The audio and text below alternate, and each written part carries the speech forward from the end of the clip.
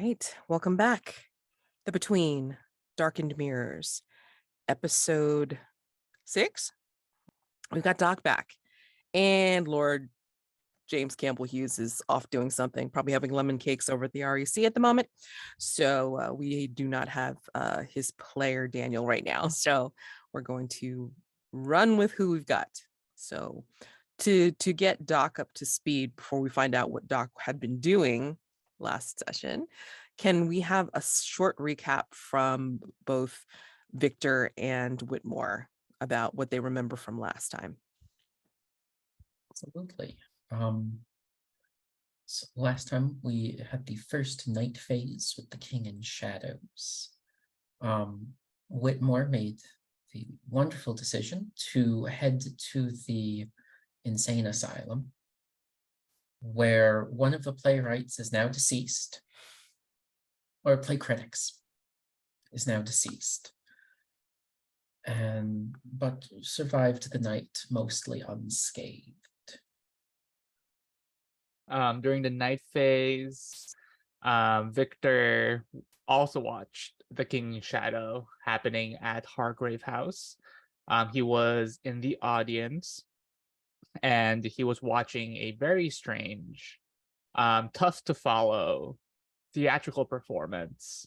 And in the process, met another theater goer named Melanie, who he befriended and acted as some sort of guide to her to get through what could have been a experience that either made her go mad or influenced her in some way, and she seems to have gotten through it fine.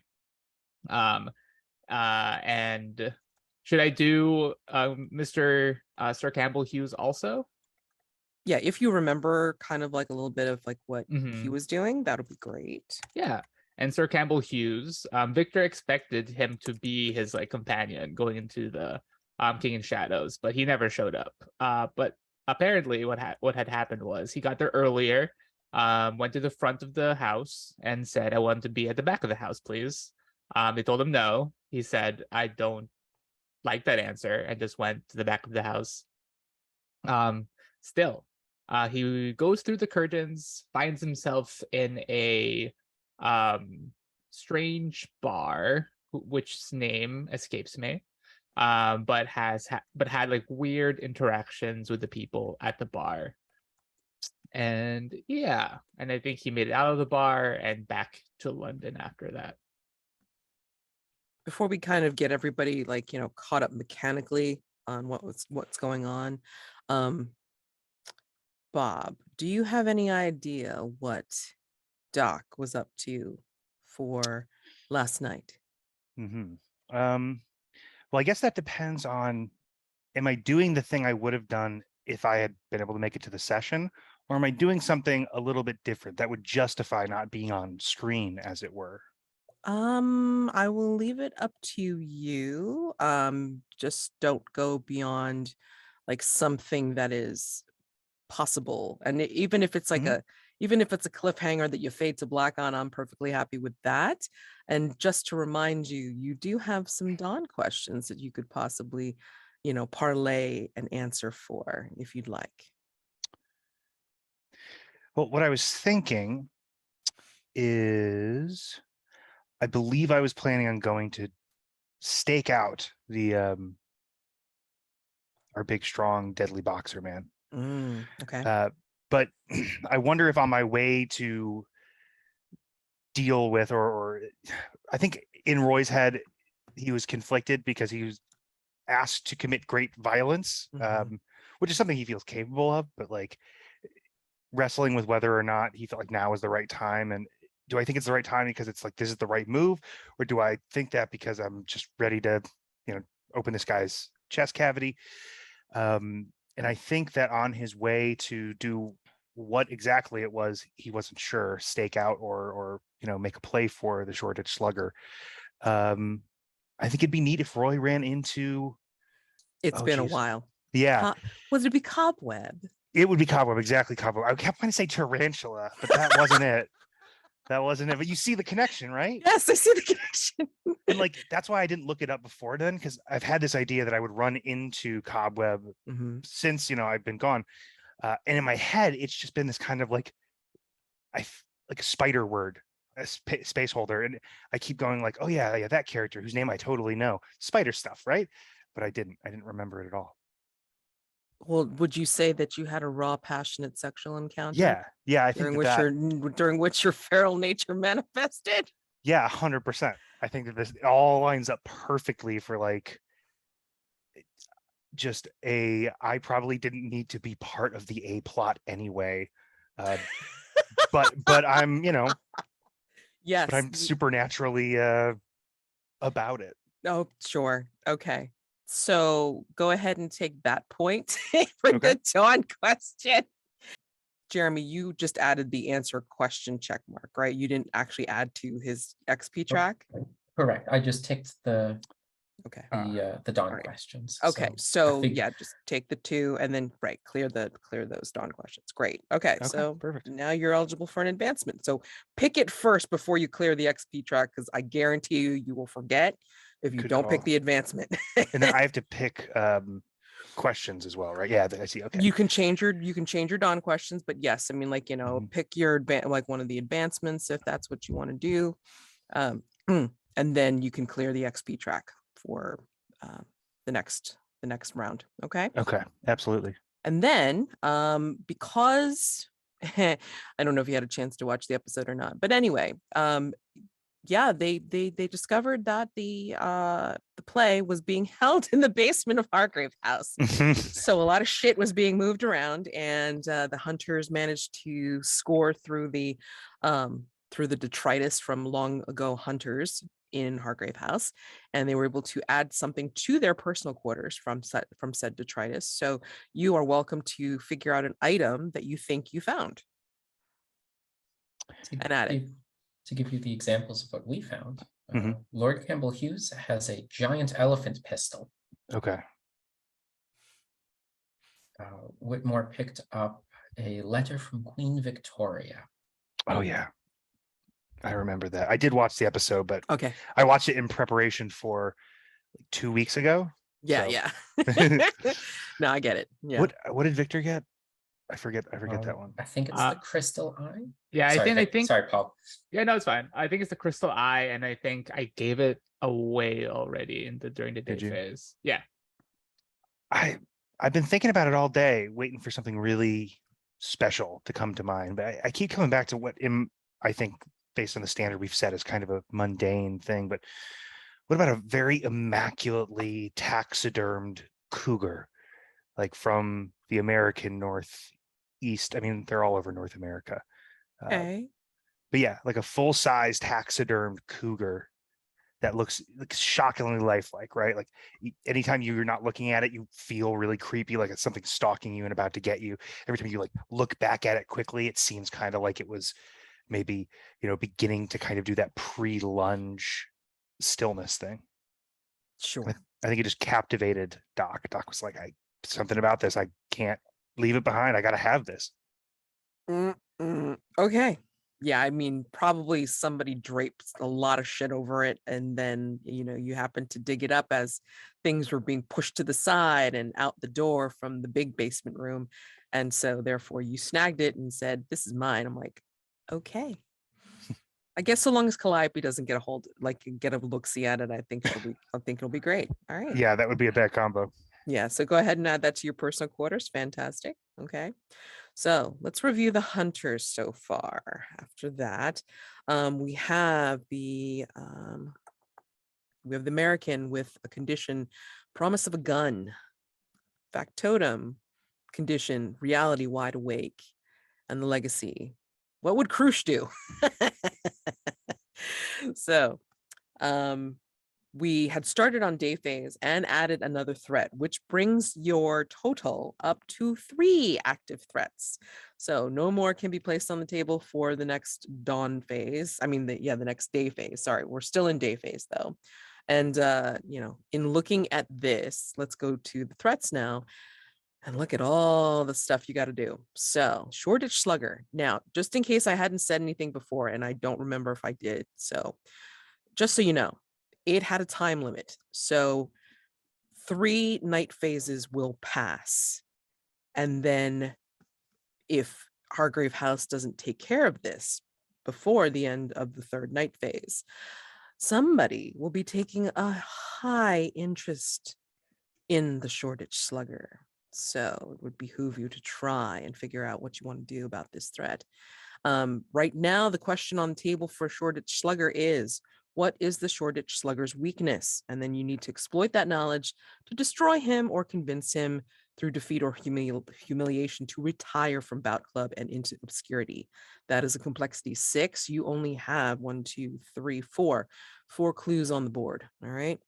King in Shadows, that also has a time limit, time limit of 4 night phases. You are down 1 so far. And so with King in Shadows, the question is, what roles are you intended to perform in the play? Complexity 6, you resolve by playing out the role or breaking out of the role and ruining the performance. So however you want to resolve it using the clues at hand, which right now are only 3, I believe. So 1, 2, 3. Yep, 3 clues on the board for a complexity of 6. And then finally, the new new threat, St. Petersburg Mirror. This one does not have a time limit per se, but there's going to be some actions on this because you're not sure whether it's Madame Sorokin or something as mundane as a blackmail ring, because there are 3 different ways you can resolve this threat, depending on which question you want to answer. All right. Complexity 4, what trickery and deceit does Madame Sorokin deploy in order to dupe those who come to her parlor? So if you expose her as a fraud and discredit her in the public eye, basically, you resolve it that way. Or another complexity 4, who is truly behind the blackmail ring and how are they using Madame Sorokin as a pawn in their game? So you deal with the power behind Madame Sorokin, and if Hargrave House feels that Madame Sorokin is useful, you may be able to recruit her to your cause. So again, complexity 4. And finally, higher complexity 6, how do you know that not only is Madame Sorokin a true psychic, but currently is only using a small portion of her potential? Given time, what could she achieve? So again, this one is resolve the threat by bringing Madame Sorokin under control, however that happens, okay? And then this is a side question that you can choose to answer. It will determine whether you possibly can get the St. Petersburg Mirror as a reward. Is the St. Petersburg Mirror genuine? And that's a complexity 2. This one can be answered outside of the resolution of the threat. Okay, so just so you know, that's on the table as well. And you only have 1 clue so far for St. Petersburg Mirror. So there's a lot for Hargrave House to explore and do in this upcoming remainder of the cycle. So we still have day phase. You can choose to engage in vulnerable scenes if you want, like private life in London, and investigate and get into more trouble as usual. So I put it to you all now. What would you like to be doing for the remainder of day phase? Quick question. Yeah. You said that the Shoreditch Slugger had a 3 night phase time limit. We've Does gone that- through 2 night phases already. Just double checking. Yeah. So 1 more night phase, and then so you may want to try gathering some stuff on that. And as a reminder, you cannot resolve any threats during the day. Threats can only be resolved at nighttime, but you can answer as many questions as you want during dusk. One more question. Sure. About the threat move, Father O'Donnelly's confessionary. It says that we get an extra clue on an information move when attending confession. Okay. It sounds like something that Whitmore would be doing. Totally do that. Do the clues have to be related to the same threat? No, because I mean, again, since you Okay. got it as a reward, they are a Mhm. recurring side character, and this happens to be a move associated with said side character. So I mean, like, Sorry, if I think you're answering a different question than what I'm okay. asking. Could I get a clue for, say, the Shoreditch Slugger and King in Shadows from the same information move? No, it should only Okay. be for one particular threat. You would Yep, tell no, me, that's perfectly fine. yeah, I- you would tell me that's- which one. I mean, unless you happen to get to see him more than once and confess. I don't know. I mean, how sinful is Whitmore? After last night's, after the last evening's night phase, I think Whitmore would want to seek out the guidance of Father O'Donnell, Yeah. especially that a simple interview turned deadly. Yeah. And I made a mistake because I reread, like, the thread again. I was supposed to launch something after a miss, but since I didn't and I forgot about it, I'm not going to worry about backtracking, but just be warned, the next miss is going to have some serious consequence. So that is what Whitmore would be doing with this day phase. No problem. Okay. So you'll be going over to Father O'Donnell. All right. And then yeah. Victor, what would you like to be doing? I'll go check in with Cyrus. Okay. And then Doc, after your fun night. Yeah. I'm wondering if it doesn't make sense just to continue what I've set up as far as my night and roll that into a use of my Cruel as the Harlot's curse roll whenever I'm away by myself, indulging in my vice in the underbelly of London. When you indulge your vice alone in the dark and seedy underbelly of London, in order to deaden your senses, roll with vitality. And then on a hit, there's stuff I can do. Yeah. Unfortunately, like, it sounds to me like that can only be done like at nighttime because of the dark part. Mm-hmm. So I mean, like, what would you like to do at least for this remainder of the day phase? I mean, you can totally do As Cruel as a Harlot's Curse at night if you want, but yeah, I need to figure out what you guys want to do for the day. Well, I guess I'm not exactly sure how, but I want to be following up on stuff for the Shoreditch Slugger. Mhm.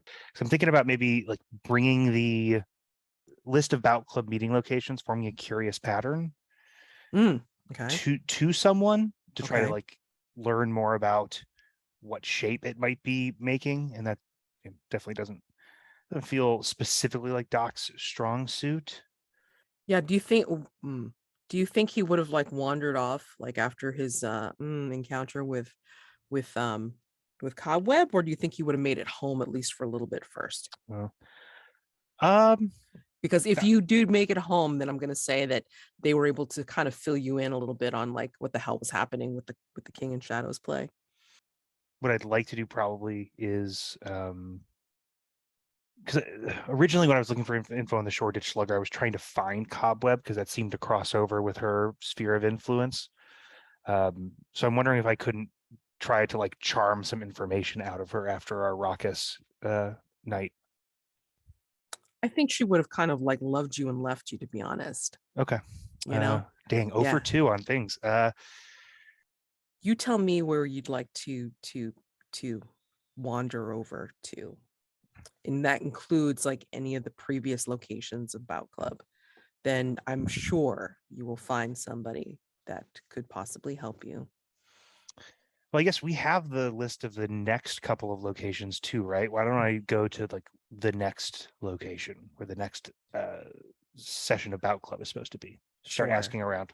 Yeah, absolutely. So I mean, like, originally it was going to be in an nearby cave. But I think you're finding out that it's like, at an abandoned theater, the next Okay. one for tonight. So if nobody wants to do any vulnerable moves, like, to start off, I'm just going to go ahead and like, start off with Victor. Oh, you know what? Because Victor is heading over to near St. Cecilia's to find Cyrus, and Whitmore is heading straight to St. Cecilia's to go talk to Father O'Donnell. Are you guys going to be traveling together, or are you guys going to just be doing whatever the hell separately? Let me clarify that first. Well, Victor, it would only make sense for us to split a carriage together. Mm-hmm. Let's That's not fine. stretch the house's coffers. Yeah. Do you want to have a scene, or do you just want to cut to our to like the next bit? If you want to make it into a vulnerable scene, just remember I need one vice in play. Yeah, I don't. Whitmore could be reading a stack of books, but it would need to be your decision to start the vulnerable scene, Paul. Yeah, I'm okay to do a vulnerable scene if you're reading a stack of books. Okay, so go ahead and frame it up. And like, is this happening in the carriage? Is that? Yeah, I think you're reading a bunch of adventure books, and Victor will just be like, my uncle's in that one. Wait. Your uncle met the third Sultan of Brunei? Yes.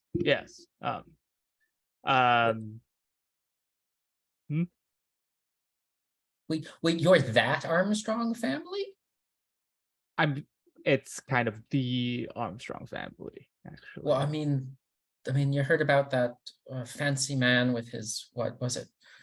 His Cockney two-wheeled invention, that Lance Armstrong, I believe it was. There are plenty of Armstrong families, aren't there? Yes, but when there are things that go around eating people, it's usually my Armstrong family that gets called in. When the great sultan of wherever in certain places need that sort of assistance, they call us in. Some writers, we get letters all the time from different writers being like, can we follow you, can we go to different places? But like, there's a few of them that make it out. We don't say no per se, but we just tell them, like, if you come, it's like not gonna be like easy. Whitmore would be ignoring the fact that you just said that you'd lead authors to their deaths and start flipping through like the stack of books. Wait, are you in any of these? No. Certain people of my family like it when the authors come. I have this cousin, he is completely just like a lot. My cousin Rosicrucius loves it when the authors come along. He hams it up when they come. Rosicrucius. Yeah, it really gets stuck on your tongue when you say it. I don't think I've read anything by him. They usually change our names. He doesn't like write the stuff. He would love to, honestly. So there are Armstrongs then that don't partake in the family business? No. We all do it. You kind of have to. Not even kind of, you have to. Yeah, some of us take to it better than others. Some of us deal with certain aspects of it better than others. Me personally, this weird theater thing that's happening. Well, yes, I believe we pulled things from the basement for it. Yeah, Rosicrucius loves this shit. I don't get it as much. My usual strategy is to put myself into dangerous places, and I'm just hoping for the thing to come to me. Rosicrucius goes at. Investigator. Ooh. Yeah, he loves all the arcane sigils and the dusty books. Was he the one that dealt with? Wait, you mean to tell me that the vampire of Sicily was real? He fucking loves talk. He doesn't shut the fuck up about the fucking vampire Sicily. We get it. He didn't have to pull out a blade or anything. He just kind of figured it out. God. I mean, the fact that he was the only one that didn't eat garlic in an Italian family just felt like they were making it up. Yeah, he also steals the last blueberry crumpet every time. We're supposed to split it between all the cousins, but he just fucking takes it. I don't remember the blueberry crumpets in Sicily. Oh, you mean in real? I can make you blueberry crumpets if you'd It's like. not. It's the principle of it. It's the principle. Whitmore will make a mental note to add blueberry crumpet supplies to the shopping list when he goes out next. But no matter how annoying he is good at, as Andy Armstrong, he's good at what he does. I've gotten him out of scrapes, even though he wouldn't say anything about it. He's gotten me out of scrapes, but I will never ever say that to his face. And you better not say it to his face either if you ever meet him. But yeah. If I ever meet him, I think the only words out of my mouth will be, "Can you sign this?" Oh, he will. He took a fucking week practicing his autograph. What a dickhead, right? I mean, I won't share how many times Lord Campbell Hughes has practiced his name on the REC stationery. Those copies have long since burned. Yes. I'm gonna cut the scene there. My God, Jesus Christmas. Okay, so conditions. Let's look at this. What would Krush do?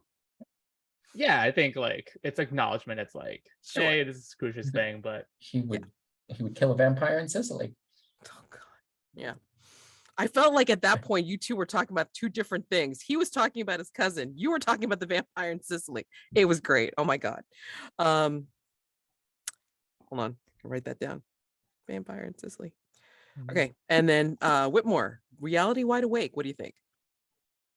Conversation we had was much more grounded in reality, but learning that some of the heroes that Whitmore has idolized are literally sitting next to him.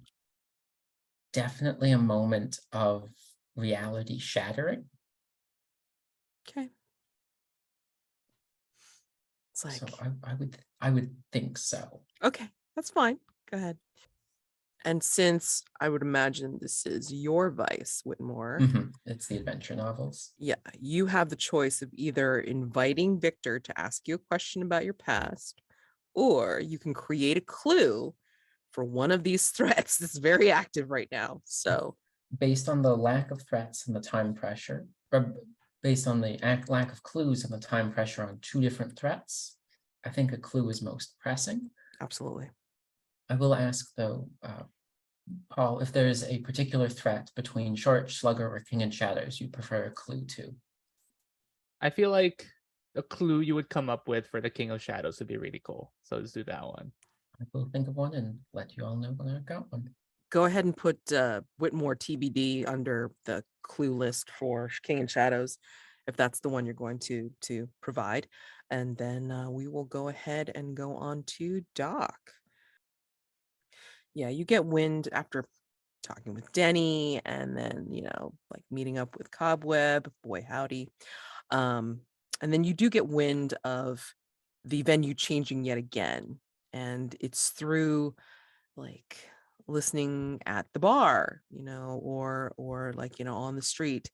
You see certain things as you make your way towards this place. You see two young men, one limping and one with blue-black bruises under his collar, wink at one another as they pass each other on the street. You are going down the street and there's a boy that skins his knees, roughhousing it out with his companions, and he bursts into tears, and his companions mock him cruelly for doing so. And as you're making your way in London streets, it's almost like the people are starting to disappear. Like first it was like this bustle that you had to move your way through, and then like the people started to thin out and things got darker. You found yourself in an alleyway on your way to this theater. I mean, you know it's abandoned. No one has been in it for ages. But you weren't expecting the rest of the street to be just as derelict. Paint the scene. How do you see, this is just for Doc, how do you see reality distort down this alleyway as you're heading towards this theater? I think the shadows go away. I don't know if any of y'all have been out in a like full solar eclipse, but there just aren't shadows anymore. It just kind of disappears. That happens. That's very disorienting. And not accompanied with what also happens during a solar eclipse, which is like every animal freaks out because they all think that they don't know what time it is. So like birds are screaming and flying, but this is like dead quiet, right? Like we're moving right past the last kind of precipice between the bustle of people as it begins to thin out towards this empty space and true emptiness. And as the shadows disappear, it just gets more still. It's almost like you're being absorbed into sound, like you are in it, that you can't even hear anything anymore. It's like your hearing is being suppressed, and it's very weighing. It's like very weighty on you. But you do eventually make your way to this theater. Again, pretty derelict looking, gray, smashed in windows. Do you make your way around it? Do you look around it, or do you go in? I'm gonna go in. I think I'm still riding the high, as it were, and I'm trying to find someone to talk to in an official capacity, because I want to talk to the Shoreditch Slugger. So I'm just gonna walk in and try to find somebody. It is again very silent here. Your hearing is being suppressed. You don't hear even the sound of your footfalls here. And you do see signs that there is going to be activity here. You see like places where certain areas are cleared out for enough fighting room, and then maybe some partitions so people will stay behind them as spectators. Go ahead and make me an information move. Reason, please, since you don't spot anybody just yet. Okay, gotcha. Let's How do you see. feel being in this weird ass atmosphere? I think that Doc is not unsettled. It's kind of like when you're having a weird day, like a profoundly weird day, and something happens, like you get on an elevator that there aren't people on, or you decide to take the stairs and it's just like an empty stairwell that's really echoey, and all of a sudden it feels very good to be completely alone all of a sudden, because you are having such a weird day. Okay. 2d6 plus reason.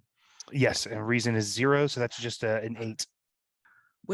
Victor, you make your way, excuse me, to the environs of St. Cecilia's.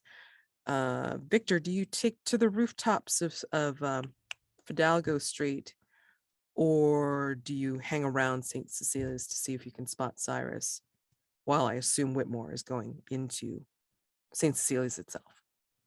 As we approach St. Cecilia's, Victor would just be like, just go, oh, seems like we're here. I will see you later back at Hargrave House, Whitmore. And he kind of just like climbs out the window, and then Whitmore feels someone jump off the roof of the carriage onto a nearby building. I love it. Oh my gosh. Okay. Yeah. So you take your wonderful hero's leap off of it and parkour your way wherever you need to go. I'm going to flip over to Whitmore, who has calmly, taken the carriage to the steps of St. Cecilia's. And yeah, I mean, again, still daylight, so I'm sure Father O'Donnell is puttering around doing rounds of duties before either evening services or evening rounds through the cathedral. And As he sees you when you come in. Whitmore, right? That is correct, Father. Welcome, welcome. What can I do for you? I am merely making sure the candles are lit, and I can service any community members that are needing counsel or someone to talk to, I suppose. Whitmore would look around and see the candles recently dusted and compliment him on his care of them.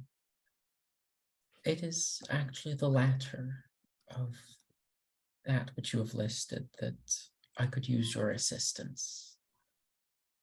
Last evening, I made a mistake, and that mistake cost someone their life. Do you feel, he stops you and puts his hand on yours and then also a hand on your shoulder. Do you feel that you need to do confession? Whitmore would think for a moment. That would be appreciated. He shows you over to the booth, of course, and then he takes his place and puts his book, sets up, and then does the intonation, whatever it is. It's like, so I imagine that you begin with like, "Forgive me, Father, I have sinned," all that kind of stuff, and he says what he says, and you say, Last evening, I made a mistake.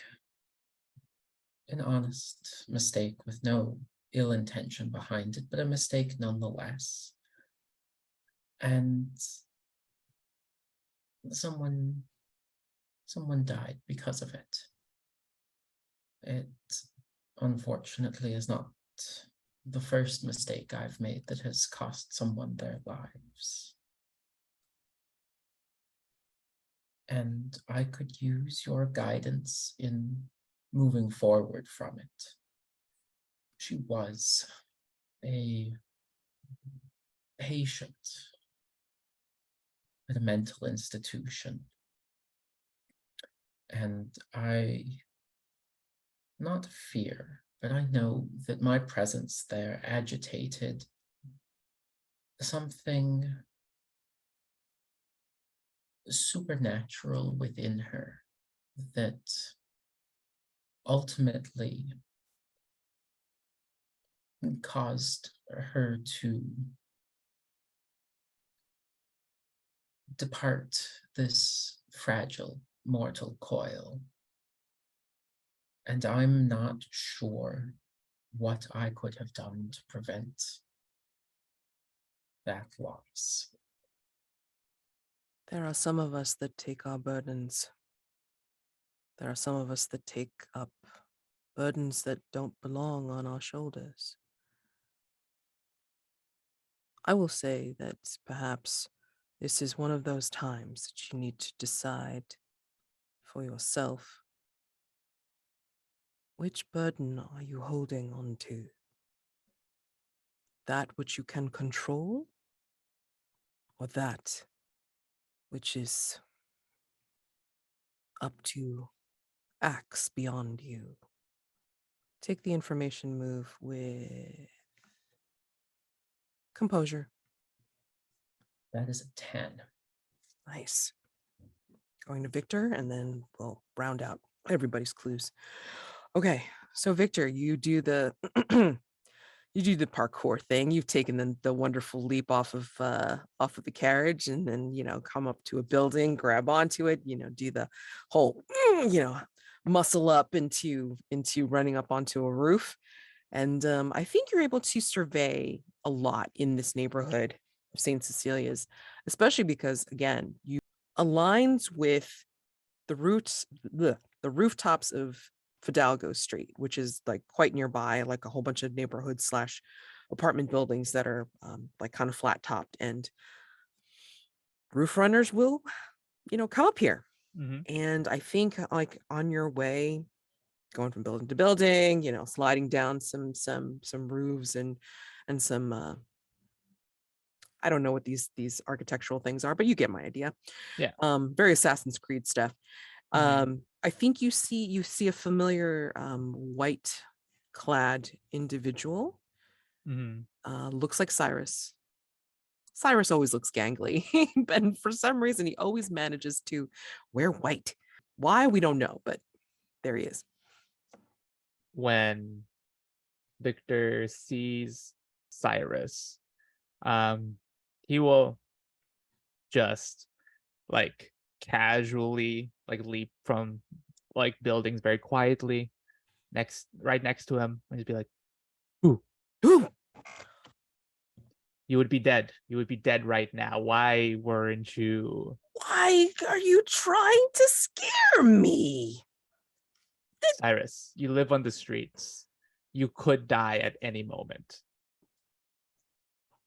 But it didn't have to be that moment. Yeah, it could. I think it could have been. It could have been, but Yes. I will tell you, a lot of the people that would have stuck me in the back make a lot more noise than you do. How are you able to do that anyway? Would you like to know? Yes. I will trade you for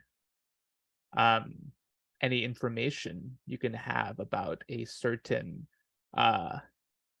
club of pugilists that are going around. I have heard of that. Not supposed to speak about it. People going around with black eyes and bruising the strangest of places. Mhm. Yeah. I mean, I will say though, if the gentry are able to have clubs, why not us? I mean, yes. These sorts of groups are great.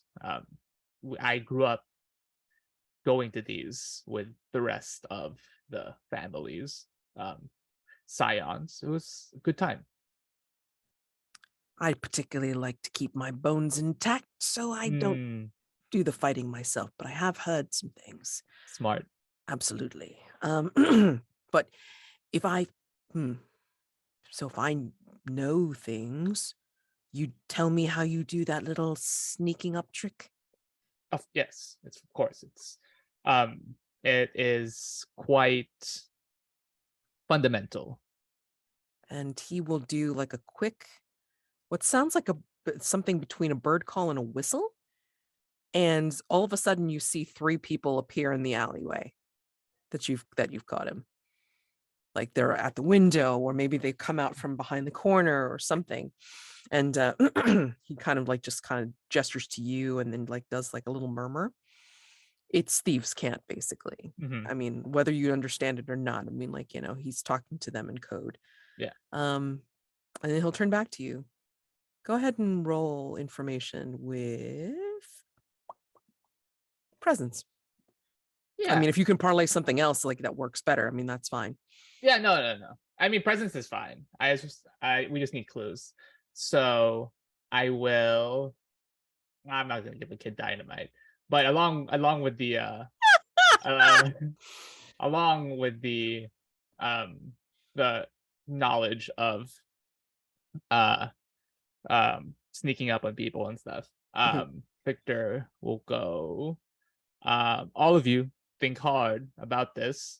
I only have one, but it's really good, so if you share it, should be fine. One of my colleagues sharpened it real good, real nice, and I'll mark the sharpened kitchen knife. I will also offer that to them as a communal kitchen knife for them to like use to cook or stab people, whichever one. Wow. Okay. It's fine. Please Like, roll. They're at this age. They should have a knife by now. Okay. So Oh my God. Um, 3d6.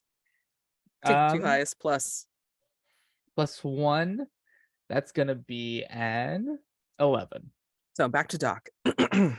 You are back at this abandoned theater. And you can see, areas have been cleared. You can see where things are being made ready for tonight's bout, for sure. Okay. Actually, it helps to know what has already been said before I give you a clue. All right. And this is for Shoreditch, right? Yes, Okay, great. because that, correct me if I'm wrong, that is the one we have to deal with by the end of this upcoming night phase, correct? Correct. Okay. Remind me first, do you recall who went? Was it only Victor that went to Bout Club that night? Okay. I think I was there. Okay. No. The reason I'm asking is because it's like it hinges upon the clue that I want to give hinges upon you being able to recognize the Shoreditch Slugger. Oh, gotcha. Because also I think you might have, even if you weren't there watching the whole fight, maybe like you saw a glimpse of him, giving something away to somebody that you were following. Mhm. Okay, so I think what you end up seeing is, scrawled on the wall, one of the partition walls, almost as if it's like a place from where things are going to be announced, right? Kind of like a designated announcer area or platform or something like that. You see scrawled a reproduction, fairly well done too, which is weird. A reproduction of Da Vinci's Vitruvian Man that looks very similar to the Shoreditch Slugger. And that is your clue. Cool. Reproduction of Da Vinci's Vitruvian Man that looks similar to the Shoreditch Slugger. And as you're finding this, you hear from behind you, "So, come to check out the premises beforehand, are we? Are you aiming to have a fight, sir? Are you aiming to test your mettle against us?" And you hear rhythmic banging behind this voice. When you turn around, it's Jester Yardley, the MC of this place, accompanied by not only Brick, the bouncer and lookout for Bout Club, but also 3 others that are just as tough looking and burly. Cutting over to Whitmore. This is for King in Shadows, correct? That is correct. And while you look that up, I did have 2 possible clues from the vulnerable move.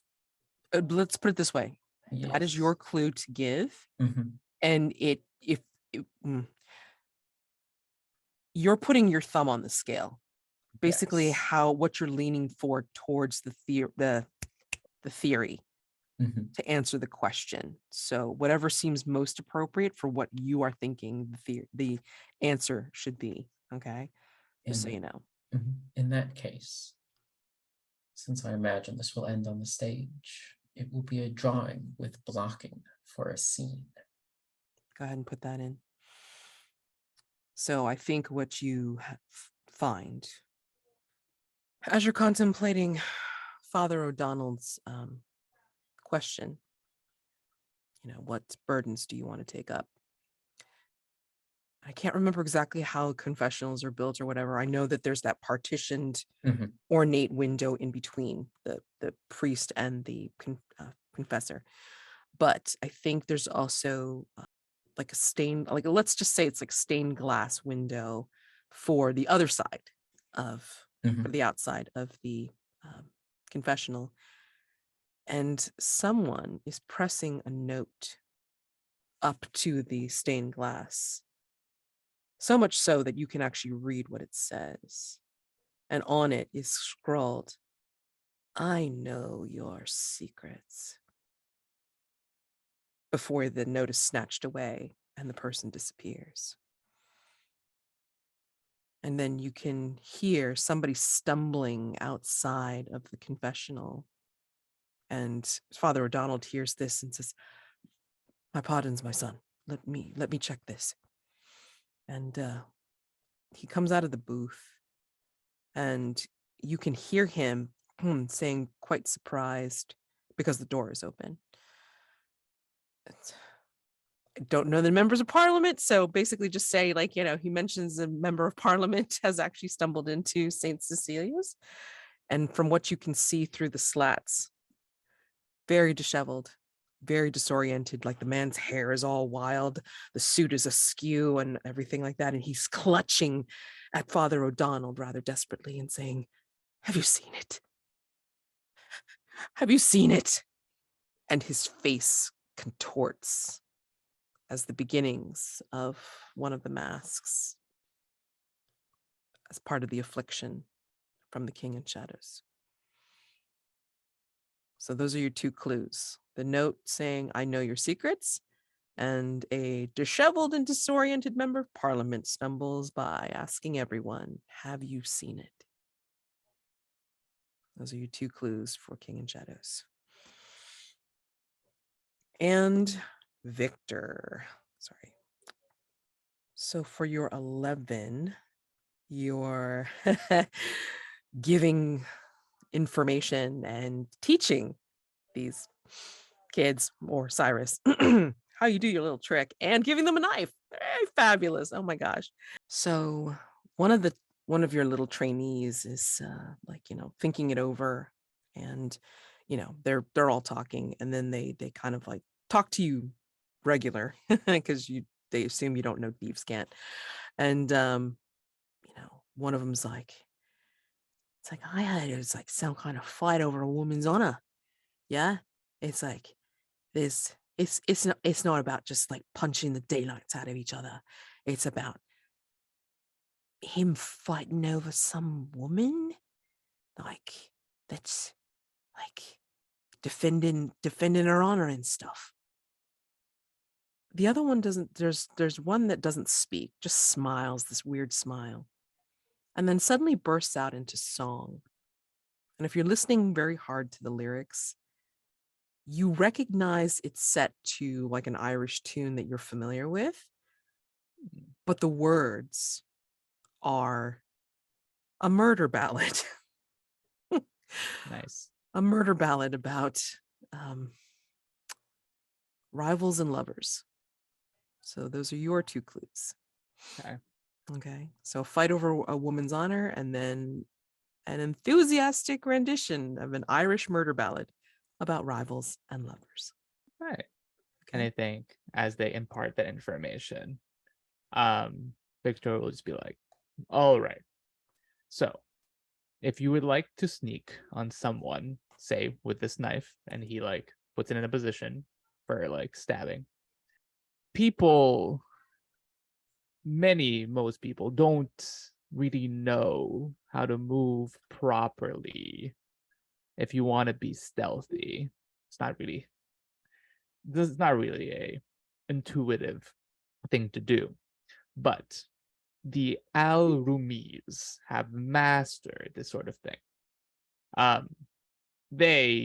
You will never see them. Like, they hate being seen.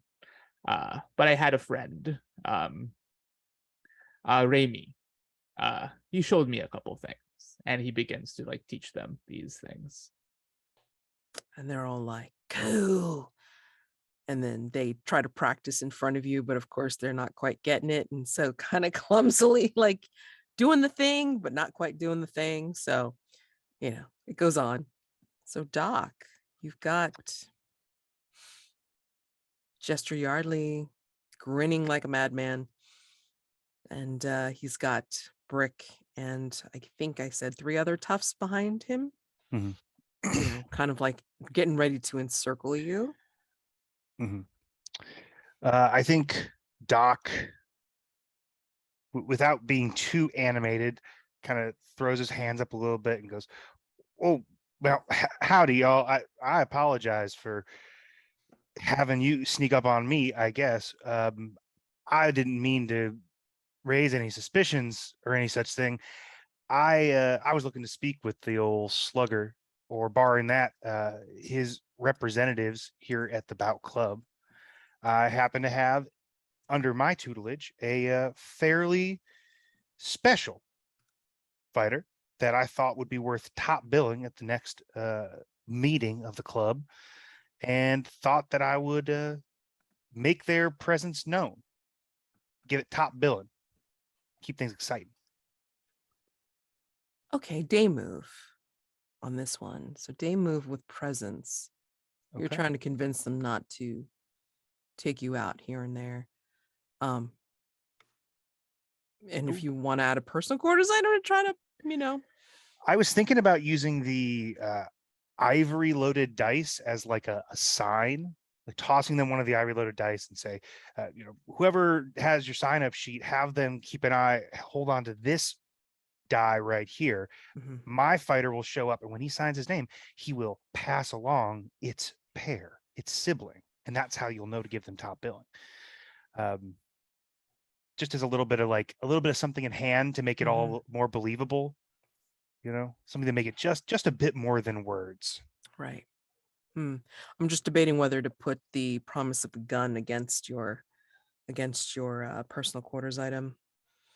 Not sure. You're not fighting against the slugger at the moment, so And that represents that I promised I would kill the slugger, right? right. Okay. Yeah. So I'm gonna say no. Okay. It's not because you're dealing with Yardley and these toughs. So go ahead, and if you're gonna use the die, go ahead I and use will. an advantage. 3d6, take the two highest plus presence. I got, oh boy. Oh no. Okay. That still works out. That's a 10. 4 plus 2. Yeah, absolutely. All right. So with the 10, tell me, okay. I didn't ask you how it was gonna go wrong, damn it. I forgot. Sorry. But anyway, tell me how you convince him. How does this look with you convincing him not to throw his boys at you, and that he's contemplating. I think there's like when Doc tosses the ivory loaded die and says, just have your doorman keep an eye out for that one sibling, this one right here, and that'll be my guy. There's like a pause in the air of the toughs not having orders, so not knowing what to do, and then the MC just kind of trying to figure out if he's gonna bite, right, or if he's about to say that's a whole load of shit and I'm going to have you beaten very badly now. And Doc interjects. He goes, listen, I know how all that sounds, but you have to believe me. If there's one thing us Americans know how to do, it's make money shedding blood, right? We all know that here. At least take me at my word as a humble American citizen, born and bred. He gets this very feral grin on his face. Well, that sounds like a right idea. In fact, I make you the offer. Since you've found, although secrets are as secrets do, as you found where we're going to be holding Bout Club tonight, I invite you to come and fight. Usually you get warmed up first. You end up fighting one of the the beginner tier, shall we say, but I like your spirit. Let's see how well that spirit goes up against the slugger himself. You want to talk to him? Talk in the ring.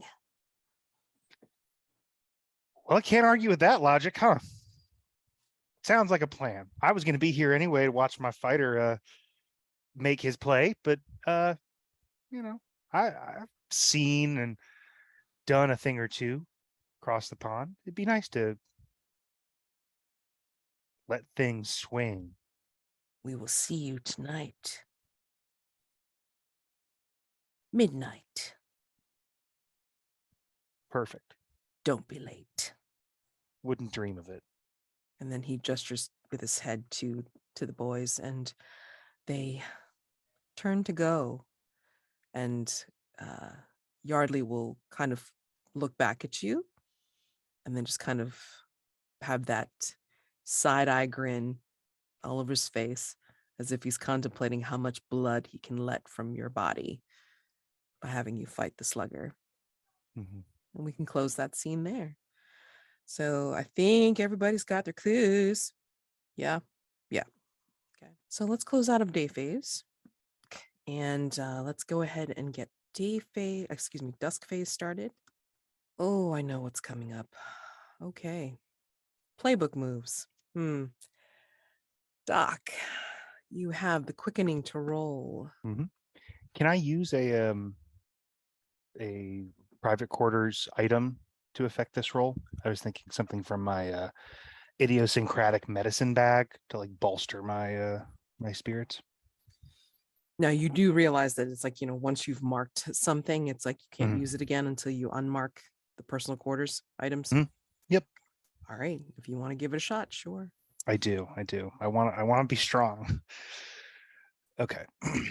So that'll give me advantage. We're rolling with Composure or sensitivity, your choice. okay. Definitely going to go with sensitivity. Looks like another 10. 5 plus 3 plus 2. Okay. Quickening on a 10 plus. Your body is stronger and faster, and you manage to keep the quickening in check. You roll with advantage when taking actions that use vitality until the next dawn phase. All right, so you're good to go. Just remember, it's like you're going to be aiming to do a lot of vitality to take advantage of this for sure, I imagine. All right. I'm pretty sure I have to fight the Shoreditch Slugger, so that should be good. That's helpful. Should be fun. Should be fun. Okay. Ugh. Does anybody else have anything? I don't think you marked Cosmic Passage, right, Victor? So you don't have to worry about that yet. I said Factotum has day work. Oh, okay, great. So let's check that move out. Sorry. Okay, day work. You spend most of the days caring for Hargrave House, tidying up, managing accounts, and answering callers. Each dusk phase, choose one. So which one do you want to pick from that list? Learn something interesting about an active threat, or find something of use in the house? What do you like? I would like to learn something interesting about an active threat. Okay. Which threat? Given that it seems like we're going to be resolving Shoreditch Slugger today, potentially getting one more clue for that one just to make the roll easier is probably the way to go. Sure. So, since I do have to ask a question about the threat, Mhm. in your opinion, which of the other three hunters, the American, the Explorer, or the Legacy, is most likely to be able to take out the Shoreditch Slugger in a straight-on fight? I'm going to answer in the form of a clue. The clue is you get a scent in your nostrils. First, it smells like sweat, but then it changes where it sweetens up and it's almost like smelling like a dripping jar of honey. In that case, the sweat makes me think it's Doc that can take the Shoreditch Slugger on, but the honey makes me think of Lord Campbell Hughes. Interesting. Thank you. For sure. Okay, so paint the scene question about Hargrave House. Since you're considering about the pattern of the Bout Club meetings, on a map, we're going to do the map room today. This room is littered with maps of the city, of England, of the world, and some of them are highly unusual. Name one and describe why it's so strange. And again, you can put your answers in rooms at Hargrave House under that tab. Highly unusual map found in the map room.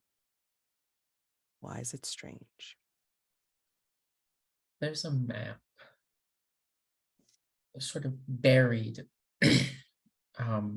deep under the others. It hasn't been out for a very long time. In fact, it's probably even still rolled up, sealed with wax. But if you were to open it and roll it out, it is actually a map to the heart. It is a map describing how someone who works at Hargrave House can find love. It has not been used. There is a map of London, but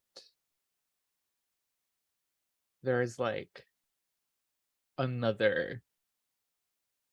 It looks, it's on very translucent material, and there's these other what looks like partial maps, but then they can be layered onto each other to reveal different things that are hiding just beneath or just outside the purview of most Londoners. I think off in one corner there is like a I'm no engineer, so I can't think of the contraption very vividly, but I'm imagining some combination of like an architect's desk, so like 45-degree angle, wide space with a big sheet of like yellowing linen, heavy linen paper. It's completely blank. And then across from it, if you've ever seen like call it like an add-on mirror to someone's vanity, one of those circular mirrors that's on like a double articulated arm, right? That you can like move in a ton of directions. It's like that, slightly larger circular looking glass mirror kind of combo, attached to the desk, pointing at the map. And that when you look at the mirror that is pointed at the map, you are able to see like very complex sea charts on like very deep wine dark colored seas drawn on that linen. So now each player says what their hunter will be doing during this upcoming night phase. But before we do that, does anybody want to try and answer a question or two? You've got 1, 2, 3, 4, 5, 6, 7 on Shoreditch Slugger. And how many on King of Shadows right now? 6 1, on 2, King 3, of Shadows. 5, 6. Yep. So conceivably, you could answer the questions tonight and then pick one of those to resolve. Oh yeah, that's true. And Hey, you go. does anyone remember what the source of the Shoreditch Slugger's strength is? I know it was something like they had to like Water from the river Styx, I want to say, right? like a tonic made from the Mhm. water from the river Styx. Mhm. Yeah, okay. That just might be helpful when thinking about the other question. Definitely. Yeah. Does anyone have any ideas that jump out? For the Shoreditch Slugger? Yeah. Yeah, I've been puzzling at that as well. Yeah. I reread, and correct me if I'm wrong here, I reread the text of the answer a question move. And it does say, so when you're putting clues towards an answer, you need to either explain a clue's inclusion Mhm. or explain it away. Yes. Right. So we have that option when we're piecing these together. Okay. Good. I'm just gonna freewheel for a second. Please Nice. stop me. But if So again, the Shoreditch Slugger's weakness is what you're Yes. trying to answer. Yeah. So what if the Shoreditch Slugger's weakness is his lover? Yeah. It may just be that map I suggested that's on my mind, but we've got a side character that's talking about the insatiable libido. So if we can find the Shoreditch Slugger's lover that may Yeah. distract him during the fight. A love poem written in a masculine hand. Could be the Shoreditch Slugger, a poem written by him that we apprehended from the Shoreditch Slugger's runner. That's what he's running, not the magic potion or anything. I like that. I like that a lot. Correspondence. The fact that Yeah. it's a fight over a woman's honor, the Shoreditch Slugger is trying to prove this. The act that Doc performed last session, that shall not be named, does tend to leave a sweat that smells sweet like honey. Oh, that's great. That's very good. And it is very possible that the rival for the Shoreditch Slugger's lover is an Irishman. Yeah. I think Mm. is the Shoreditch Slugger. I think it mentions that he's from like an Irishman, or It's am I wrong? the Irish ballad and the reproduction of Da Vinci's picture are the two that I can't work in with his weakness is his lover. I think we can explain away the curious pattern on the list of Bout Club locations, right? Like that. I think that makes sense as to be like a red herring, right? Like it's up on the board, and it's just like it's not an occult shape. There isn't anything special there. Yeah, like what would it? I mean, what would it be then? We just have to explain it away, right? Like, is it just because like that's where the connections are? It's like, oh, these are just the places where. Yeah, it's just hard to find a place to run an underground fight club, especially after a long period of time where the reputation of them is people are dying because of a scary, strong dude is beating people to death in all of these fights. Yeah. And I mean, I assume that you guys have seen the quote unquote proof of, what was it, Outback Steakhouse's demonic origin, when the locations in like a city in Texas formed a pentagram. Yeah, like no, there were just 5 locations, so you can make a pentagram out of anything. I can see like Lord Campbell Hughes like locking that, like, walking into the room with the 3 of us around the map with the stuff. Doc's totally lost, and like maybe Whitmore and Victor are like arguing about a different like idea, like pointing at a thing in a book, and Lord Campbell Hughes walks in and is like, "Oh, that's nonsense. That's just random happenstance." Perhaps even pointing out to Doc, like, you know for a fact that one of these bouts was going to be at a cave and since has been moved in location. That calls into question the relevancy of this, special shape in its entirety. And then we all feel kind of dumb. Yeah, maybe like a Bout Club member has like connections to each of these different places, and just like just. Oh yeah. Yeah, I imagine like one big family of brothers, and like there's one like of the brothers works at all of these places. There's like right, big Irish Catholic family, right? And there's like 10 of them. Yeah, I think for the Vitruvian man looks like the Shoreditch Slugger in the same way that that the Shoreditch Slugger gives like love poems. I feel like maybe the lover has like the way I show love to someone is like making drawings of my like loved one, and like the Vitruvian man is a showcase of like a human specimen of like perfection. So like maybe if we look closely at the Vitruvian man picture, there's like a signature from like the artist who did it, kind of. So it's like a present to him. I don't know how I would feel if my significant other drew me in the Vitruvian man, but maybe the Shoreditch Slugger likes that, Yeah. And I also was thinking that it would end up being the weakness would end up being the lover, right? And I was thinking, I don't know necessarily how this fits in, but maybe adding a bit more detail to how the love poem fits in. I was also thinking it's got to be written by the Slugger, and what if not only does it further our idea that this has something to do with love, like the Shoreditch Slugger's love is his weakness.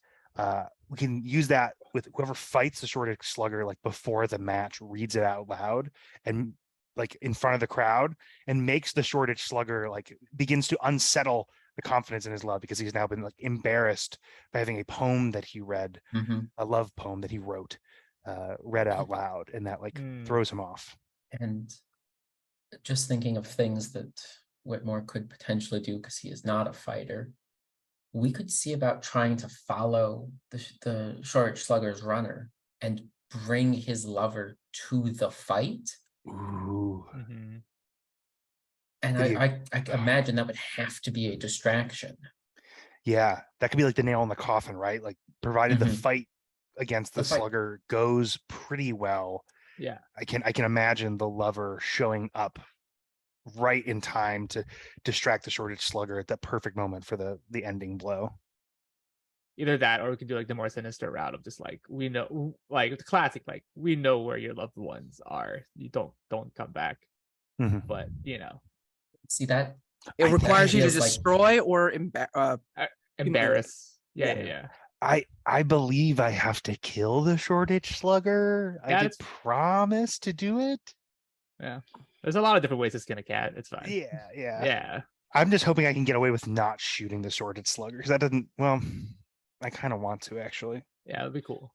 That would be cool. Do the Indiana Jones thing. Yeah. It's like- So you've got 6 clues checked off. You don't want to use the Vitruvian Man or the Bout Club meeting locations as part of the theory.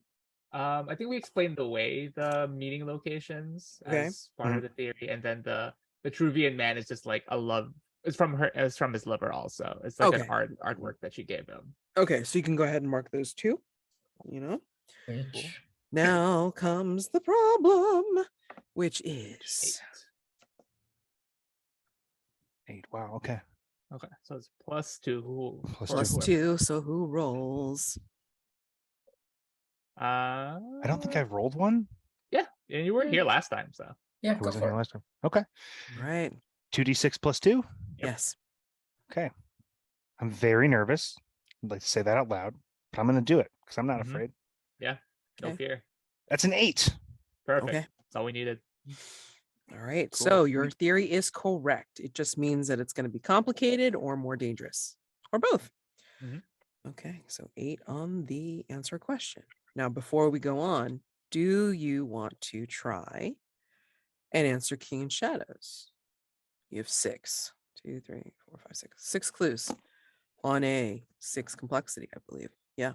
So I personally feel that Daniel's more invested in King and Shadows Yeah. than he is in Shoreditch Slugger. And him not being here, I think we want him to help explain the King and Shadows threat. Okay. Yeah. Yeah. More so than we know it's a better play to just keep to answer as many questions as we can.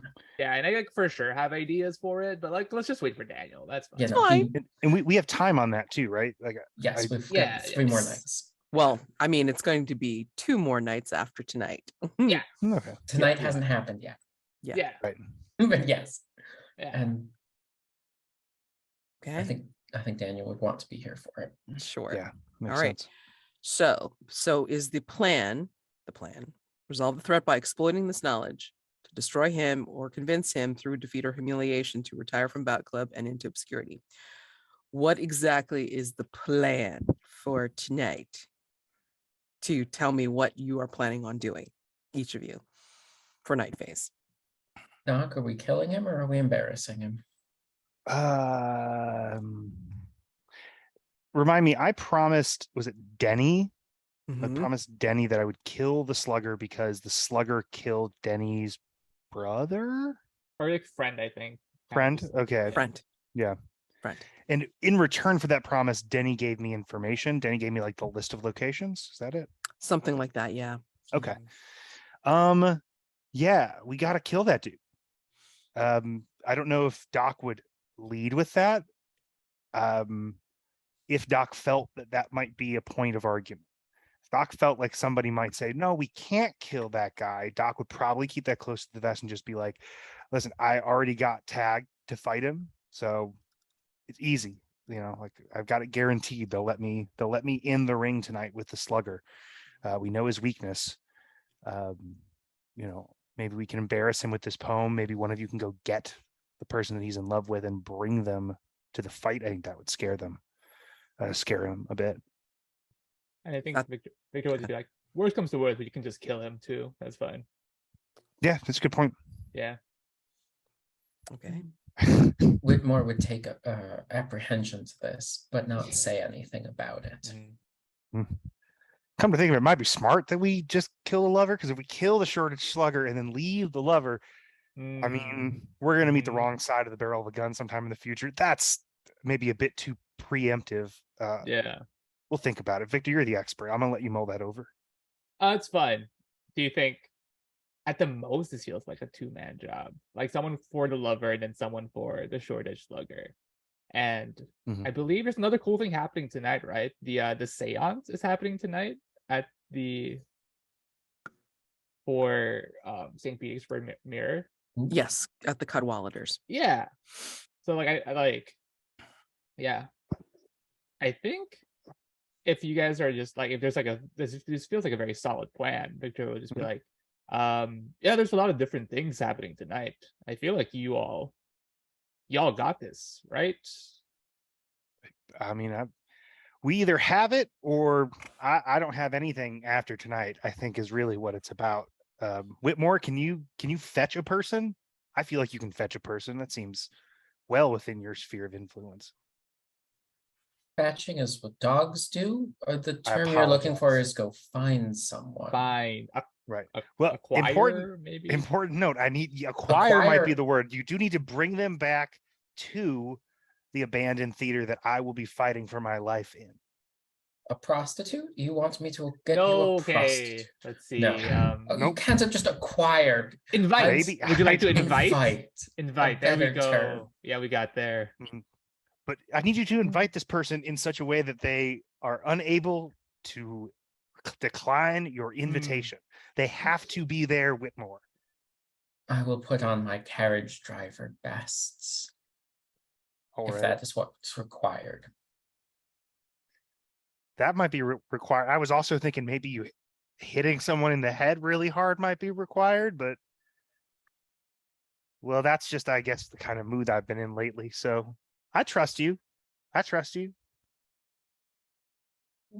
I don't trust you if you thought that I would hit someone over the head with anything. Now, whether or not I thought you would do it is a whole separate question. I'm just saying, from my vantage point, the best, most sure way to get a person we need at this fight to be at the fight would be to at least have on hand the threat of being hit in the head very hard with something. But again, maybe that's just the mood that I've been in lately. Things have been a bit off for me. So again, I trust you. You'll figure out a way. I'll look and see if we have any chloroform at the house. And that's not worse than hitting someone in the head very hard. Whitmore, you and I have to have a conversation here soon about escalation of force. One knocks someone out in a way that won't leave lasting brain damage. The other one requires me to use these twigs, and he points at his own arms, to knock someone out. You can't knock someone out without hurting their brain. What are you, crazy? No, you hit someone in the head or do something to make them fall asleep right away, that hurts the brain. Anyway, this is a whole different thing. We'll trust you as you are the medical doctor. Very true. All right. That stings. I'm going to get ready for the fight. Did you just say, did you forget? Forget about what? Never mind. Oh my God. Okay. I'm sorry. That was so funny. I know that's not the vibe we're for in general, but You know what? The weirdest moments come out of yeah. like this. So no worries. Okay. I mean, I'm all for it. Okay. So Victor, you're going to be going to the Cadwalladers then, yes? Mm-hmm. And then you two, Whitmore and Doc, you're going to go and take on Slugger, huh? All right. So we're going to be doing the Cult of the Pig for the unseen for this evening. It's going to be line 41, second one over. Yeah, second one over.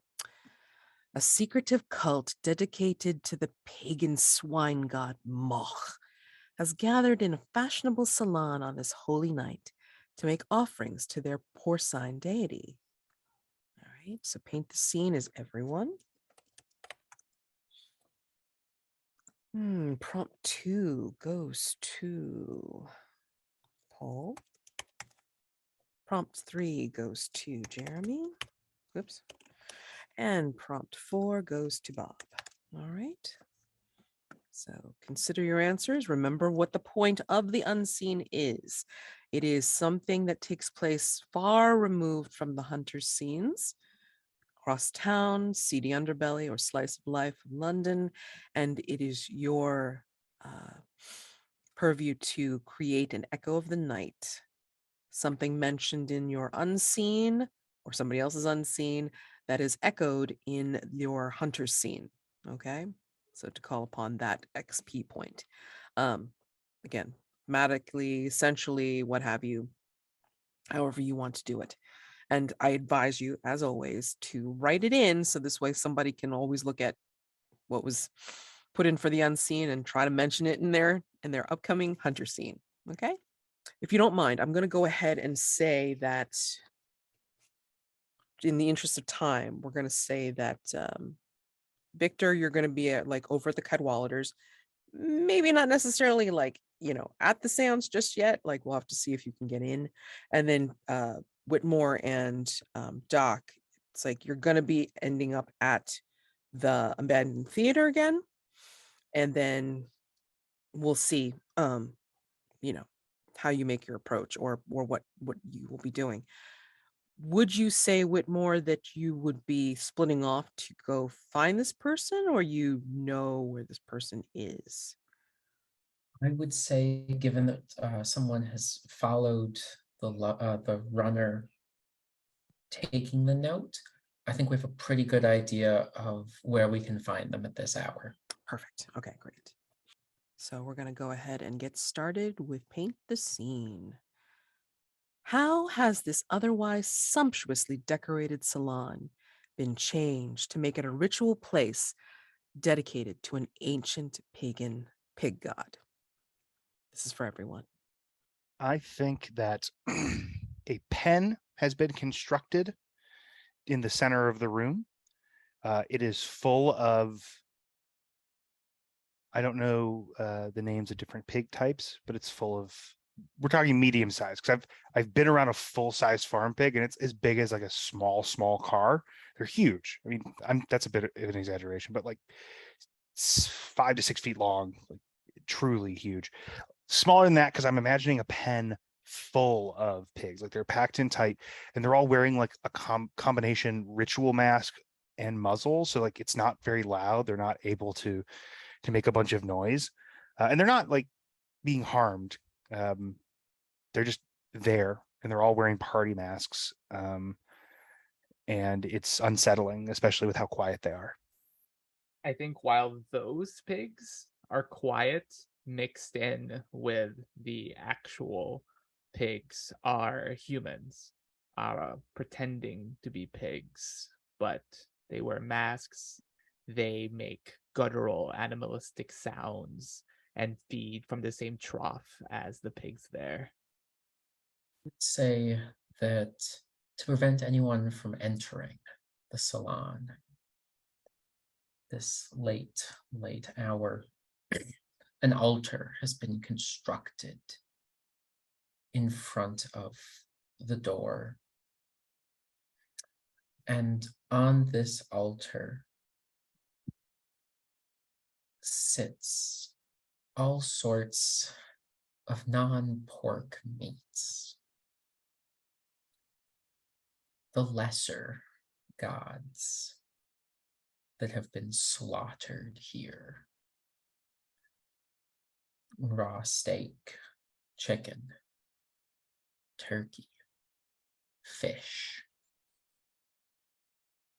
Each plate left out for far too long smells of rotting vitriol. Victor, the Cadwallader House is a fashionable townhome in Mayfair. It's expensively but tastefully decorated, but it shows signs of mourning. All right. Even from the outside, that you can tell that there's been drapery around it. Do you go and investigate outside first? Or do you just waltz up to the door and then like expect to be invited in for the seance? What's your plan? Yeah, he'll just knock on the door first. If he needs to look around after, it's fine. But he'll just like see who answers when he knocks on the door. I think it's a servant Mhm. of the Cadwalladers. Well, Lady Cadwallader in this case. And she looks rather teary-eyed.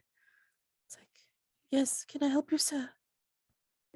Oh, yes. Hello. Um, do you know if um Miss Elsie Tanner's here? She's here with the with she should be one of the people with the with the Madame Sorokin. Don't know.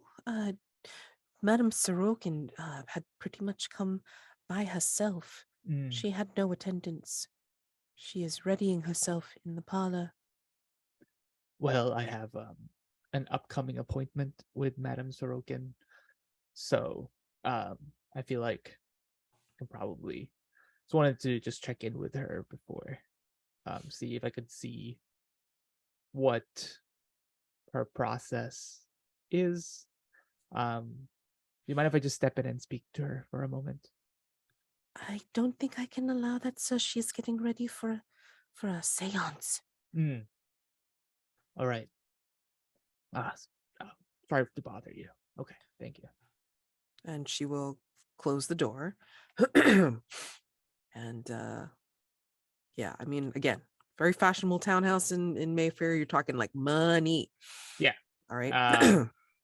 Yeah, in that case, Victor will just just start looking for a way in and just walking around, just being like, I really hope she summons a ghost. I haven't seen one of those in a while. Maybe a demon if I'm lucky. Um, and just like start spraying into windows, seeing where the point of ingress would be. Night move. What do you think will happen if you fail or lose your nerve? If I fail or lose my nerve, I fear that some sort of like someone tied to Madame Sorgan will be like, who is this person sneaking around? And will accost Victor. It's worse than that. Whole blackmail gang is conveniently around and will definitely take umbrage for anyone snooping around Madame Sorokin at this juncture. The like composure just to find a door, like sneak in. Sure. Yeah, probably being sneaky. Sure. Yeah, that's a 6. So you can describe what happens, and then I'll mark a mask. Because of the nature of another threat on the board, we must call for an intermission. The curtain falls, and our cast stand backstage amidst the elaborate set of the previous scene. The other performers in the wings change costumes, reapply makeup, practice lines, or cry solemnly. How does each performer enjoy their break as they step off stage? Is this a paint the scene or Oh, yeah. for everyone or just for each one, for each of you, yes. In your respective areas, how do you enjoy your break as you step off stage? I think when Victor says to the servant, yes, it's fine, I'll just see her next time.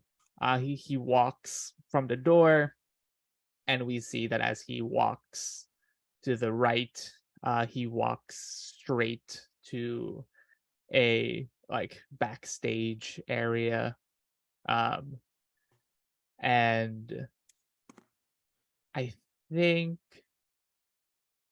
he kind of just like sits down in front of like a mirror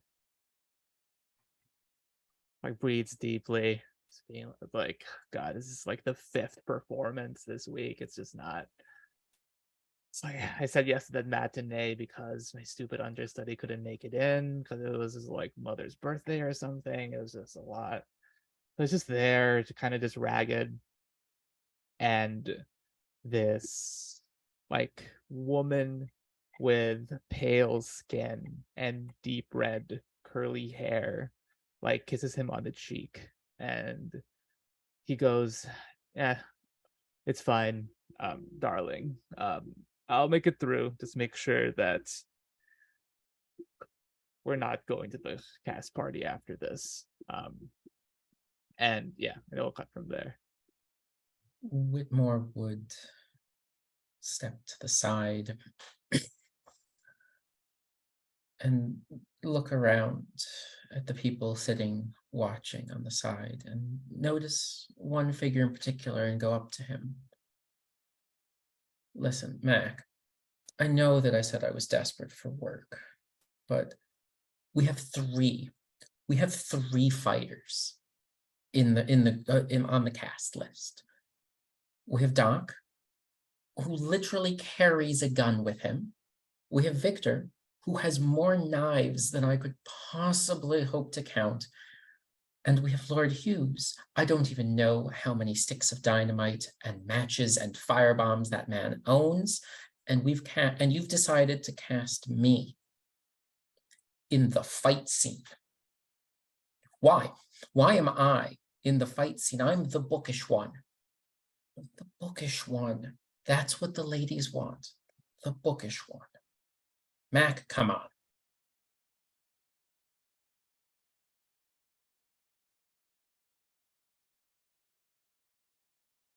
Just to be clear, this is us on intermission from the play because we all have a role in the play. And we don't have to like stay in the theater, right? Correct. We have to get to enjoy our intermission. So I think Doc is like out back in the alley, gazing wistfully at a big, ripe full moon, pulls out like a little flask, and it's like just sipping from it, whistling a tune that sounds suspiciously like Home on the Range, and just like flipping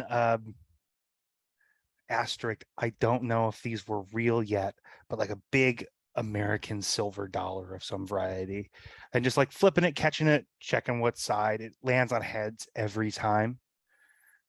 Flips it like a dozen times. It's all heads. It's heads, heads, heads, and like he's still whistling through it, but like the camera sees him like while whistling Home on the Range, kind of shrug like as it gets more and more times heads in a row, kind of like that's wild, but not wild enough to stop whistling. Back to the regular scene. So you didn't miss. You have rolled a 7 to 9. Go ahead and narrate what happens. I think what happens is he walks around, sees a window open on like the 2nd floor, and the scene just cuts to him like just hopping into it. He looks around. It's like, oh, nice. This just like, yeah, these coats like have sleeves, but they'll probably fit me. And he like grabs like a coat, puts it on, looks himself in the mirror, makes himself like a little bit more presentable. Whistles a tune as he comes down the stairs, and using just it's the thing of just like the best way to get into any party is to just pretend like you're supposed to be there anyways. He just like sits down at whatever seance table is happening and looks at the person next to him, and he's just like really hoping it's a demon tonight. And kind of just like waits with everyone else. It's like, hey, good to see you. Good to see you. I'm going to say that when you turn to, say hello, hi, how you doing? I think you notice across the table, you see Melody there. Switching over to the next unseen. Paul. Moch demands a sacrifice of riches. What does the cult offer him? Describe the manner of the offering. Mock has gotten past like whatever material wealth people really care about. I don't think he gets offered any sort of like gems or gold and things like that. I think he is offered what people really consider valuable, which is probably like really sentimental like items. We see not even like diamond rings, but just like wedding bands. We see old children's toys, and we just see photographs, and all of them are just soaked in blood. Whitmore, you find yourself waiting for this person that is the Shoreditch Slugger's love. What is she like as you're observing from afar? She is tall. She's actually a... Whitmore's never seen the Shoreditch Slugger, but she's probably about half a head taller than Whitmore, without heels on.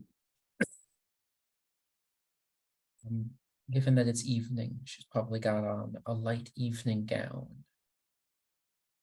with a coffee in hand, maybe a biscuit on the side, and she is settling down next to a roaring fire to read from a novel. How do you approach? Are you pretending to be that cabman to take her to see the slugger? No. Whitmore would attempt to would be delivering an in-person message that something horrible is going to happen to her lover, and that only she can help us. She can stop it. She can save his life. He's about to do something incredibly foolish. Night move. What do you think will go wrong if you fail or lose your nerve to convince her to come with you? The hot cup of coffee is going to be going to be poured onto Whitmore's head. With her tall stature, he's going to be kicked down the front steps, and given the neighborhood that Whitmore is in, being kicked out at this hour is going to probably lead to him being arrested. I cannot come up with anything worse than that at the moment. So, okay. Swear words here, please. What am I rolling? I mean, unless she stabs you, but I mean, like, yeah. So, yeah. So, yeah. Would you say you're being more sneaky about it, or you're trying to use your presence to convince her or sway her? My attempt was to use presence with literally just telling her, like, we need you, like, this is a desperate hour, pleading with her sense of reason. Got it. Okay. So, yeah, go ahead and use presence. 12. Whoa. Nice. All right. Sorry, just double checking because the dice have fun faces. Yep, that's a 12. All right. Whitmore, so convincing. All right. I'm going to have you tell me how you convince her in a sec. We're going to take you over to Doc. Doc, Yeah. Chester Yardley greets you with such glee. He's either going to see you triumph or he's going to enjoy your face smashed in. Either way, he's already got blood on his face from bouting with one of the lesser members of the club. And he's excited. He's excited to see what you got. So, so how are you, sir? Getting your fine American spirit up, ready to take on the slugger. Oh, yeah. I'm pretty spirited right about now. I feel pretty ready. It's funny. I was gonna make the big surprise that I was the fighter, that I was pitching to you to fight the slugger tonight. But then you kicked the doors wide open and rolled out the welcome mat.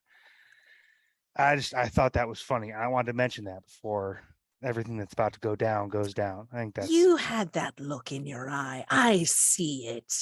We have it. it's You're true. one of us. I see you seeing it. Mm. It makes sense to me. What shines in thine eye shines in mine. That's a little thing we say. Absolutely. We come to an accord over, well, battle. And this is when he raises his hands, makes the big pronouncement, and then he's gesturing to you to remove your shirt and all your other accoutrements and stuff like that and get ready to fight. Yeah, I think you see the big Hulk. I mean, some of these other fights have happened. You come in a little bit later or whatever, and you see the big hulking 7-foot form of this demigod step in, shirtless, in trousers that fit him, but still it's kind of like you cannot help but see how big this guy is. He towers over you. All right. So we're going to have you do a roll. Night move. And going up against the slugger. yes, now I remember I want to start this off by reading that poem aloud. Oh, you are going to read the poem. Okay. Yeah. So I want to make a note too. So up to this point, Doc's fully dressed, wearing his cowboy hat slung low. As he gets ready for the fight, he's taking off the hat that kind of hides his eyes. His eyes are looking a little bit sharper. They shine a bit brighter. He's going to fight just wearing pants and boots. He's got suspenders hanging down. I always like that look. He's taking his suspenders off, so they're dangling kind of by his mid thigh. Yeah. And his hands look, for lack of a better word, they look real fat. Like they've gotten thicker. Like they have pads on the inside of them. His fists look real big. He looks game for it. Like goosebumps, right? Like every part of him is on edge. And yeah, I think he opens up as people start jeering with now, folks, before this all goes down, I have something important to say because this is an important fight. The Shoreditch Slugger is legendary. And you might not know me, but I've done pretty well at making a name for myself everywhere I go. So my important words are thus. And then before you get started with the poem, the slugger is practically looming in front of you. And then he takes his big meaty arms, brings his huge fist together and goes. Doc kind of half hiccups because that's a knuckle crack is what's happening, right? Yeah. Yes. Whole body jump just a little bit, but again, is not quite facing the slugger anyway because he's orating. But you can see just a little twitch, right? Oh boy, I heard that. I did hear that, but like any good performer, he continues on. And I think the thing he is doing that's important to figure out the reaction to is he's going to try to read the poem and then cap it off perfect because it's going to confuse the crowd's not going to understand what's happening when he begins reading this love poem. So we need to keep him along with it and then land that punchline at the end of, oh, by the way, the Shoreditch Slugger wrote that, right? Which is not, you got to keep their attention on it. So I think that's the night move that I'm interested in. Yep, because otherwise, he may not let you finish. And well, you're supposed to be the one telling me what's wrong, what's going to happen that goes wrong. But I think as kind of and I'm going to try to do what Jeremy did. I want to give an option that's already bad enough, but also is true to the thing, right? Because I could just make up something terrible. What I'm worried about is I'm not able to hold the audience, so none of them hear it. Yeah, which doesn't remove the embarrassment the slugger feels. I think that the slugger will hear regardless. So I think like the idea of starting to undermine his heart and poke at his weakness, that seems like it might land. But if I fail, no one in the crowd will hear it. So that's very much going to reduce its effectiveness, and it's going to make the slugger very angry, and he's going to hit me super hard while I'm trying. Like as I'm finishing the poem, he is going to come in like a hurricane on me. Oh, absolutely. I mean, Yeah. your the first punch will send you flying into one of the partition walls, Mhm. and the second punch will make your face look like pulpy paper. Yep. Okay. Mhm. So, night move, vitality. Well, hold on. Mm, I'll do vitality or presence. I was thinking for the poem thing, presence, because I'm trying to perform. right. Yeah, presence. Cool. I don't know why I pitched that. It's not. I have advantage on all vitality rolls. Okay, 2d6 plus 2. That's an 11. 6, 3 plus 2. That's an 11. Nice. All right. Before I have you figure this out. Okay. So, third prompt. Moch demands a sacrifice of status. What does the cult offer him? Describe the manner of the offering. The altar. Symbols of power throughout London have been placed. Much like the sentimental items, they are covered in what can only be described as a healthy layer of blood. There is a solicitor's wig stolen from a man mid-speech.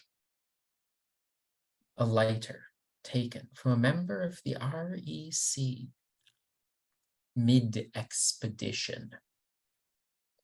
A policeman's cap taken from a man running after a criminal. A gem that no one's quite sure where it came from, but has the stamp of the Queen on the underside. Victor. Madame Sorokin gets ready to, well, she has prepared. Everything is set. All of the seance goers are in place, and the candles are put out one by one until there's only a single candle in the center of the table. Behind Madame Sorokin, at the head of the table, is draped what looks like or could be a mirror. You don't know if it's the St. Petersburg mirror, but there's just something behind her. She intones, "You must put your hands flat on the table. See not with your eyes, but close them and look to your inner eye to discover truths and call upon the spirits as we greet the newly joined of the spirit world, Lord Cadwallader."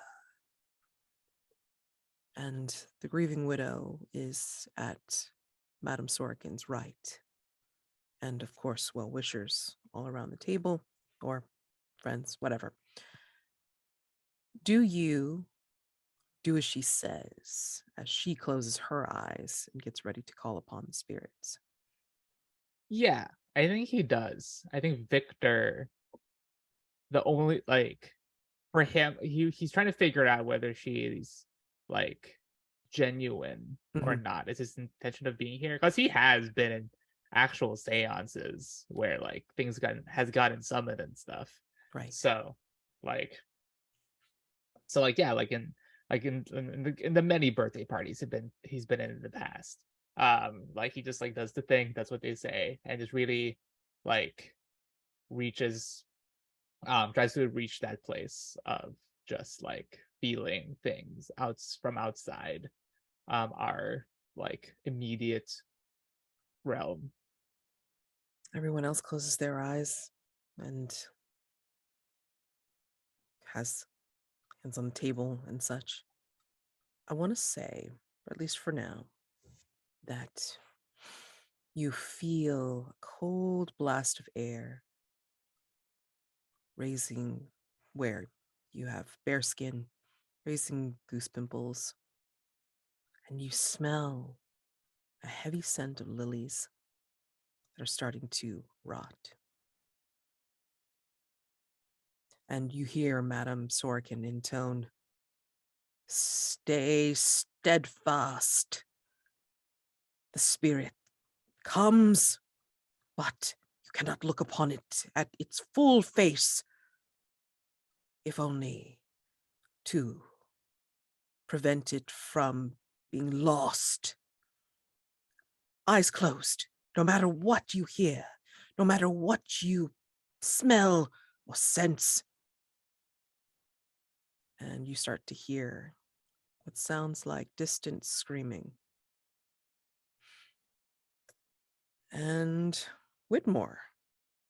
So you, I imagine, convince her to come with you? Yeah? Yes. Okay. So, and she is so worried. And from this very tall, very built woman comes a very, "Really? Is he going to be all right? I mean, he was fine the last time I saw him. I mean, I can't imagine why he would have any problems whatsoever. Are you sure? This is what we're hoping to prevent. Take me to him." Absolutely. My employer and the man who sent me on this errand, Lord Campbell Hughes, believes that he is going to overexert himself, and the powers that he has will quite literally rip him apart. No, that can't be allowed to happen. He's been so sweet. He's been so tender. And I don't want anything to happen to him. We must go now. Of course. I will take you there at once. Zipping right into the To the waiting carriage. Yep. And then yeah. And then Doc. Yeah, I mean, it goes exactly like Doc's trying. Like, I'm imagining it, right? So like people are drunk and rowdy and yelling the whole time. There's a pause in the crowd as Doc starts. He's able to get their attention. Everyone's like, okay, I guess we're listening to this American talk. He begins to perform the poem, and people start getting rowdy again because, again, they don't really understand what is going on here. But Doc is able to do like some crowd work in between bits of the poem. Like someone throws a bottle, and Doc's able to kind of get out of the way without looking like he's taxing himself too much, and then like shoot off a joke and gets like the guys over in that corner chuckling, and finishes the poem. And then there's this kind of pregnant pause as people in the audience are like, okay, well, you've told some good jokes. We don't know what you were saying with that whole weird flowery language stuff. And then Doc lands the punchline of, after all that, I've almost forgotten why I started off rattling those words. No, I do remember now. I wanted to give y'all a picture of the softer side of the Shoreditch Slugger, because sure as my name ain't Doc Roy McBain, that poem you've just heard is a Shoreditch Slugger original. And then a roar just comes from the crowd of, "Bull rap! You liar!" And it's like, and then they're like, trying to incite the Shoreditch Slugger to aim for your head, which he does. So at the mention of him being the writer of this, he just comes after you, amidst all the roaring of the crowd and the jeers and everything like that. So logical. He's coming after you. Night move. Yeah.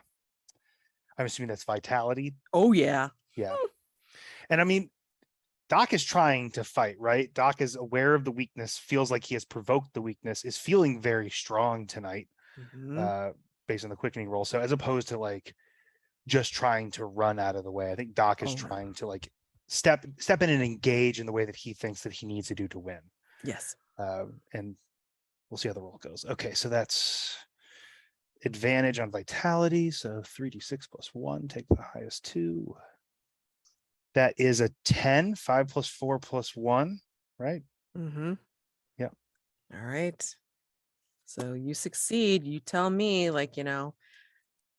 how do you engage the slugger? And I will tell you what Mhm. happens,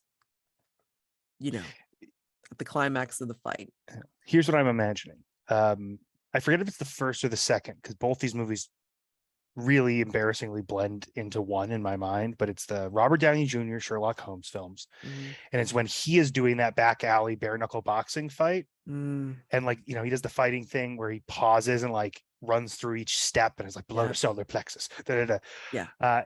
So it looks like that, but as opposed to the fight choreography being informed by Sherlock Holmes being very smart and Robert Downey Jr. having training in like Wing Chun, mhm. it's like that fight, but informed by the physical language of a rowdy cowboy saloon bar fight. Yes. So similar, like wily moves, ducking blows, like pushing elbows past, lots of open hand slaps with those big, heavy padded hands that Doc's weapon. I mean, they're like instantly, like at the moment an open hand slap hits the Shoreditch Slugger, it's like almost like he got a scrape, right? Like that's how hard Mhm. and how rough the hands are. It's like instead of being slapped in the face, he fell onto concrete. I'm gonna say that, as you're starting to win and defeat the slugger, I think you hear, or everyone hears, like just poking through the roars of the crowd, a very shrill voice going, "Comic! Comic! Don't hurt him! Don't hurt him! He's such a gentle soul!" And this woman, the tall woman, pushes her way past everybody that's there and then goes immediately to the Shoreditch Slugger in the center of the ring where you're beating up on him. And she pushes you away. "Don't hurt him. He does not deserve this."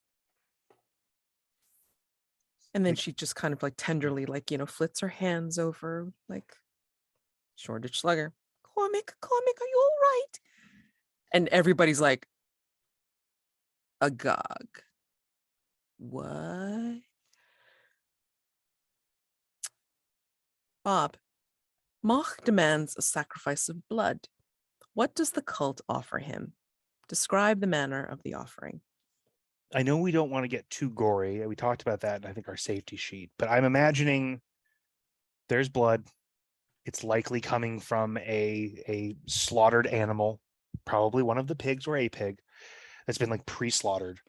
And I think I'm imagining like a lancing as opposed to like what a normal butcher would do to drain blood out of an animal before processing it.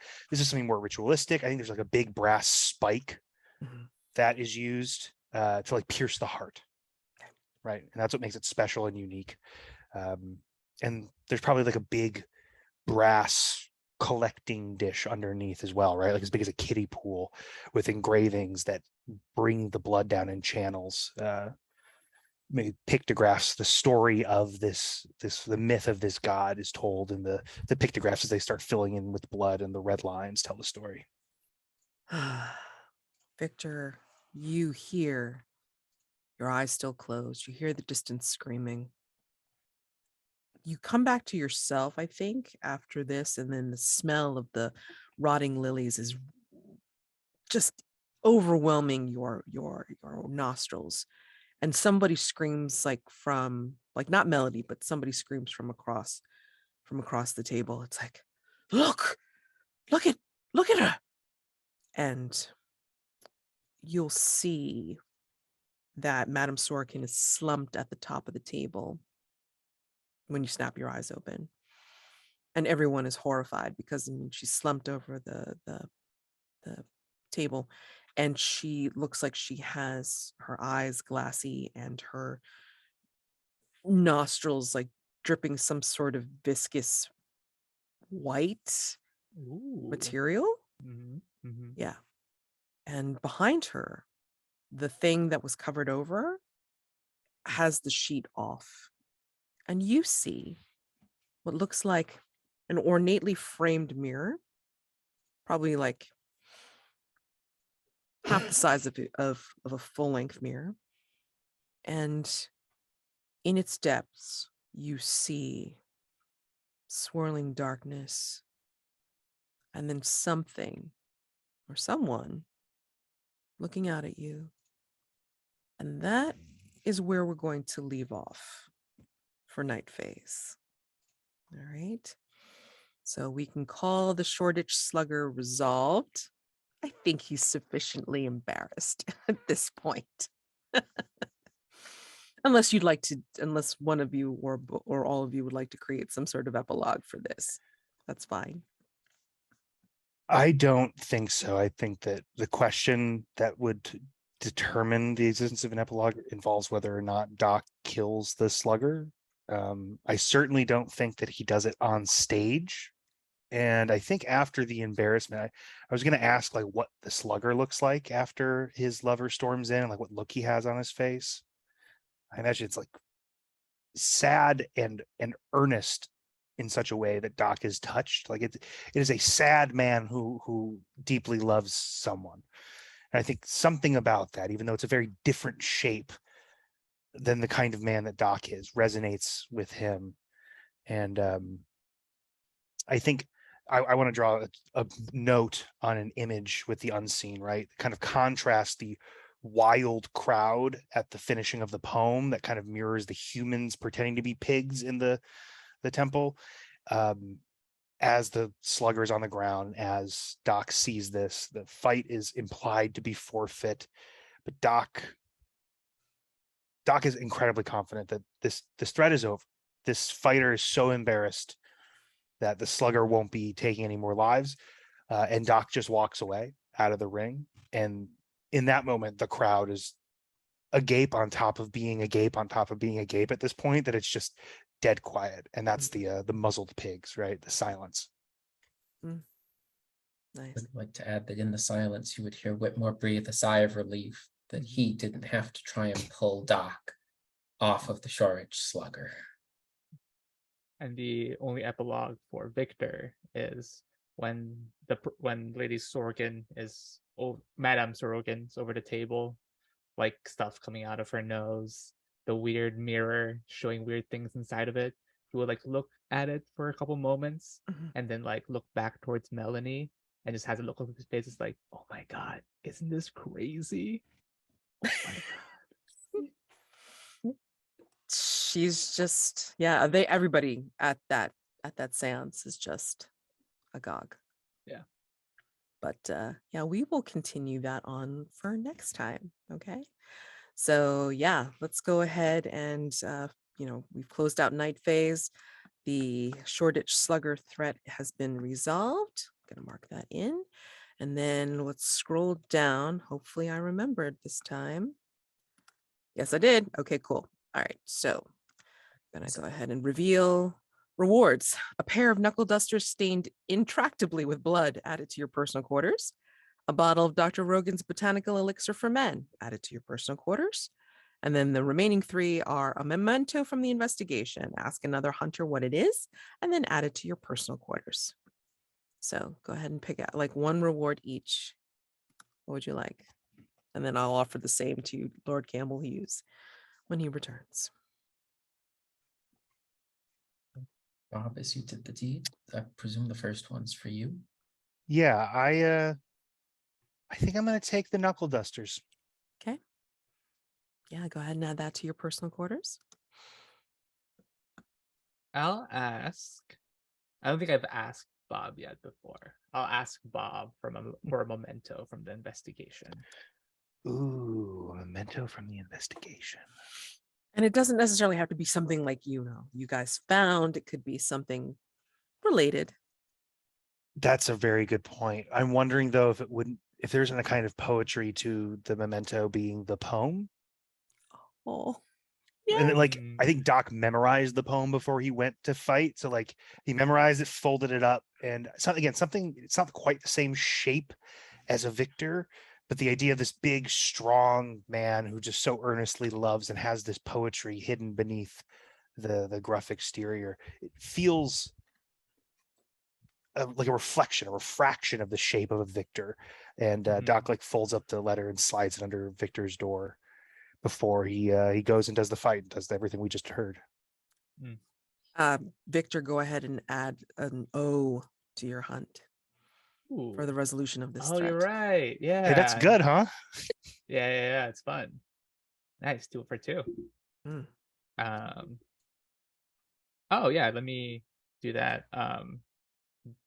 Jeremy, what's one clue that says I'm getting closer to finding the beast? In the moment where time paused and we stepped off the stage for a moment, I would say you got a glance at the script. Oh. You got a glance at the script that moves us forwards. And it's just a simple note highlighted by someone or circled that just says, Victor finds an important clue. Oh, that's really This happens to be that important clue. nice. That's really Very good. cool. Thank you. Did I give you an O for sitting through the play last time? No, you did not. Go ahead and put an O for last time for watching the play.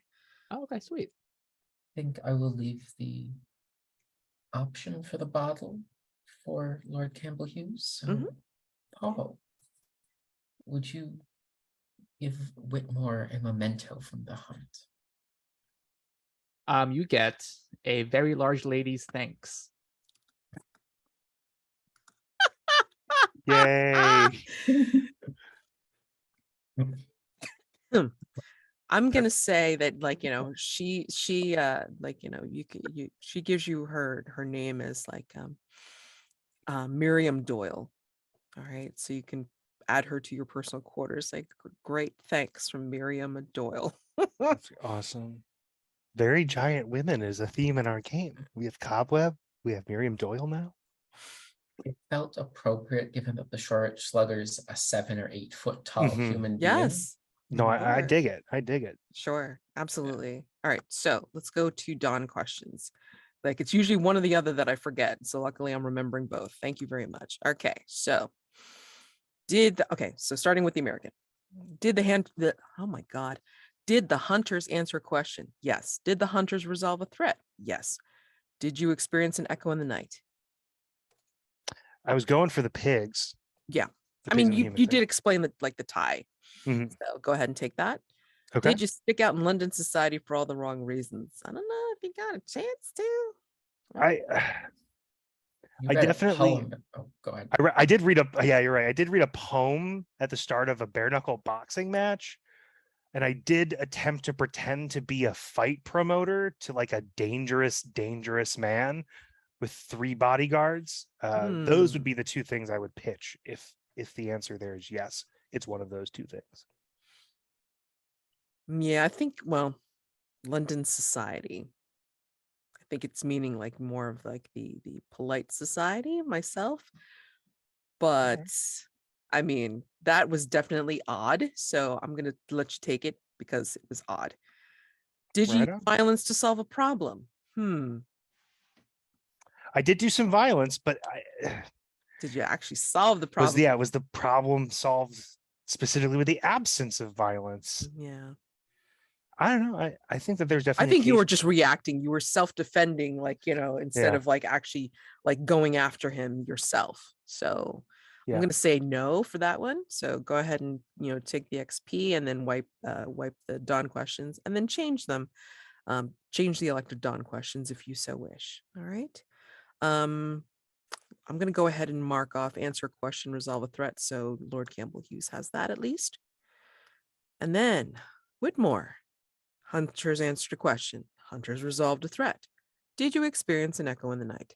I attempted to with the with the policeman's cap from the thing that could go wrong and the listed item of power, as well as bringing up my employer, Lord Campbell Hughes, and the lighter from the REC. So at least attempted. Yeah, go for it. Did you have a scene showing your secret private life in London? Nope. No. Did you ensure your employer got credit for your triumphs? I name dropped him, but I don't think that's enough. No. It needs It to does, literally. it does not help when he's not here. I know. It's like some of these questions are kind of like, oh dear. All right. So Victor, yes. Question, threat. Yep. Experience an echo in the night. I tried because the when you mentioned the house was very like dour Mhm. and like reflective, I would try to reflect that in the sentimentality of Yeah. the different. Yeah. I mean, we didn't do the whole paint the scene because of mine. I just kind of like wanted to get you to the seance at Mhm. least. But yeah, I mean, sure. Did you revel in the thrill of the hunt? Yeah, I was really hoping for like a good seance, like an actual like genuine there's a ghost now here seance. Okay. Yeah. All right. Did you tell someone why their plans were poorly made? I tried to tell Cyrus that if you're like traveling through the city, you got to watch your back, kid. I'll take it. Sure. So go ahead and add that to your XP track. Clear your dawn questions and then change your elective ones if you so choose. And that brings us to the end of, yeah. Oh, just Oh, wait, let me see if there's anything else that needs to be resolved. Give me a second. Resolve. Okay. So any advantage ends from the previous dusk. And Factotum, memory is the servant. You may claim a memento. According to that move, I think. Yes. As a reminder, that's during the dawn phase. I tell you that I'm claiming a memento, which can be any object from the recently concluded night phase that it would have been reasonable for me to acquire. I can either keep the memento and add it to my personal quarters, or give the memento to another hunter and mark EXP. And they add it to their personal quarters. Right. What do you think would have been found during this night phase? While Bout Club wouldn't have advertised outwardly, I imagine that someone would have done up a poster for the headlining fight with the Shoreditch Slugger's face and Doc Roy McBain's likeness, title and everything. I would like that specifically to give to Doc. Oh, Okay. That's so sweet. Oh, Thank you. All right. And then mark your XP. Okay. And one more thing from Doc. Doc, what's another clue I got that I'm one step closer to finding the beast?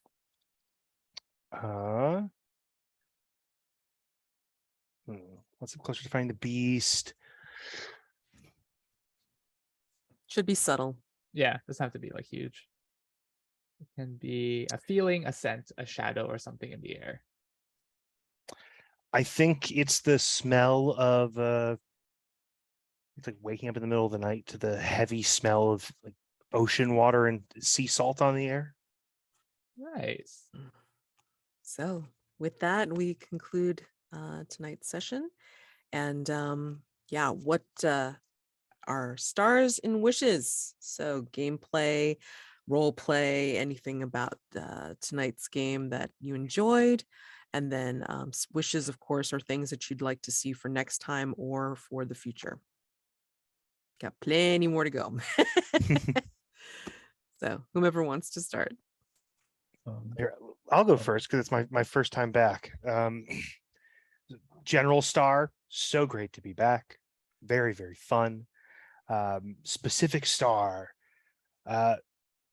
Madge, you did the thing again where everything just kind of came together from a huge cacophony of different things and interests. Like all three of us came to the table clearly with like agendas, wanting to have our, unseen echoes, wanting to hit our questions, wanting to just do specific things.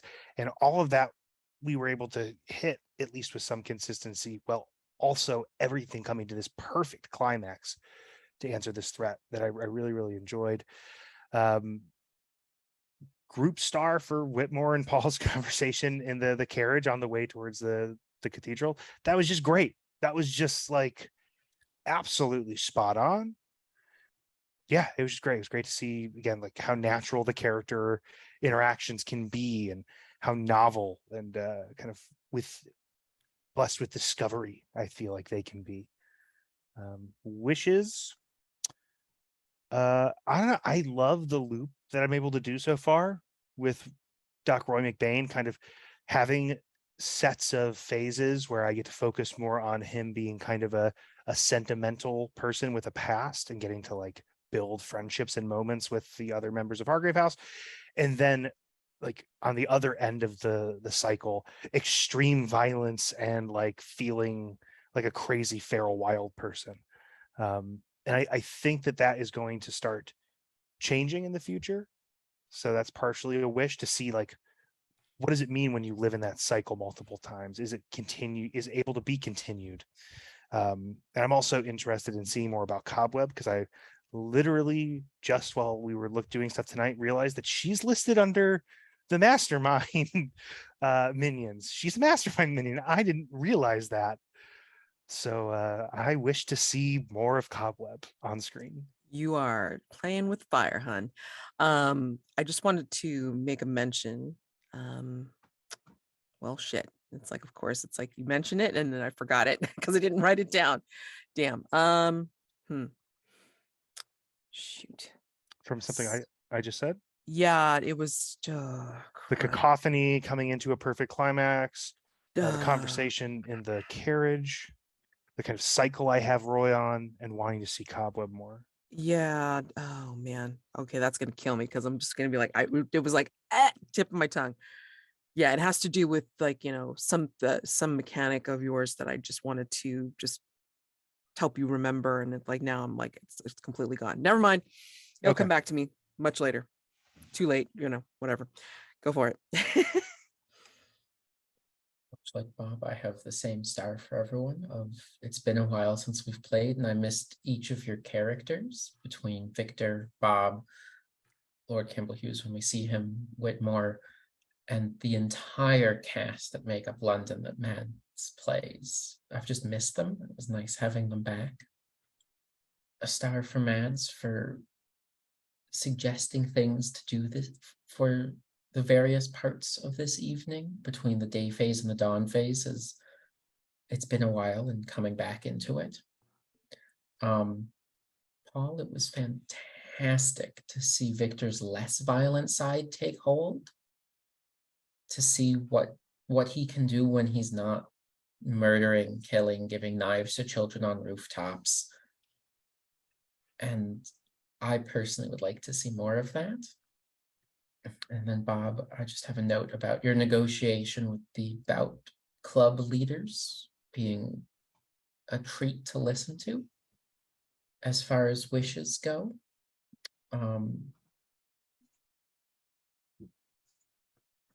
I think I would honestly like to at some point see a large scene with all four of us at some point. Be it us resolving a threat together before the inevitable mastermind threat, be it we all happen to do the same thing for a day phase,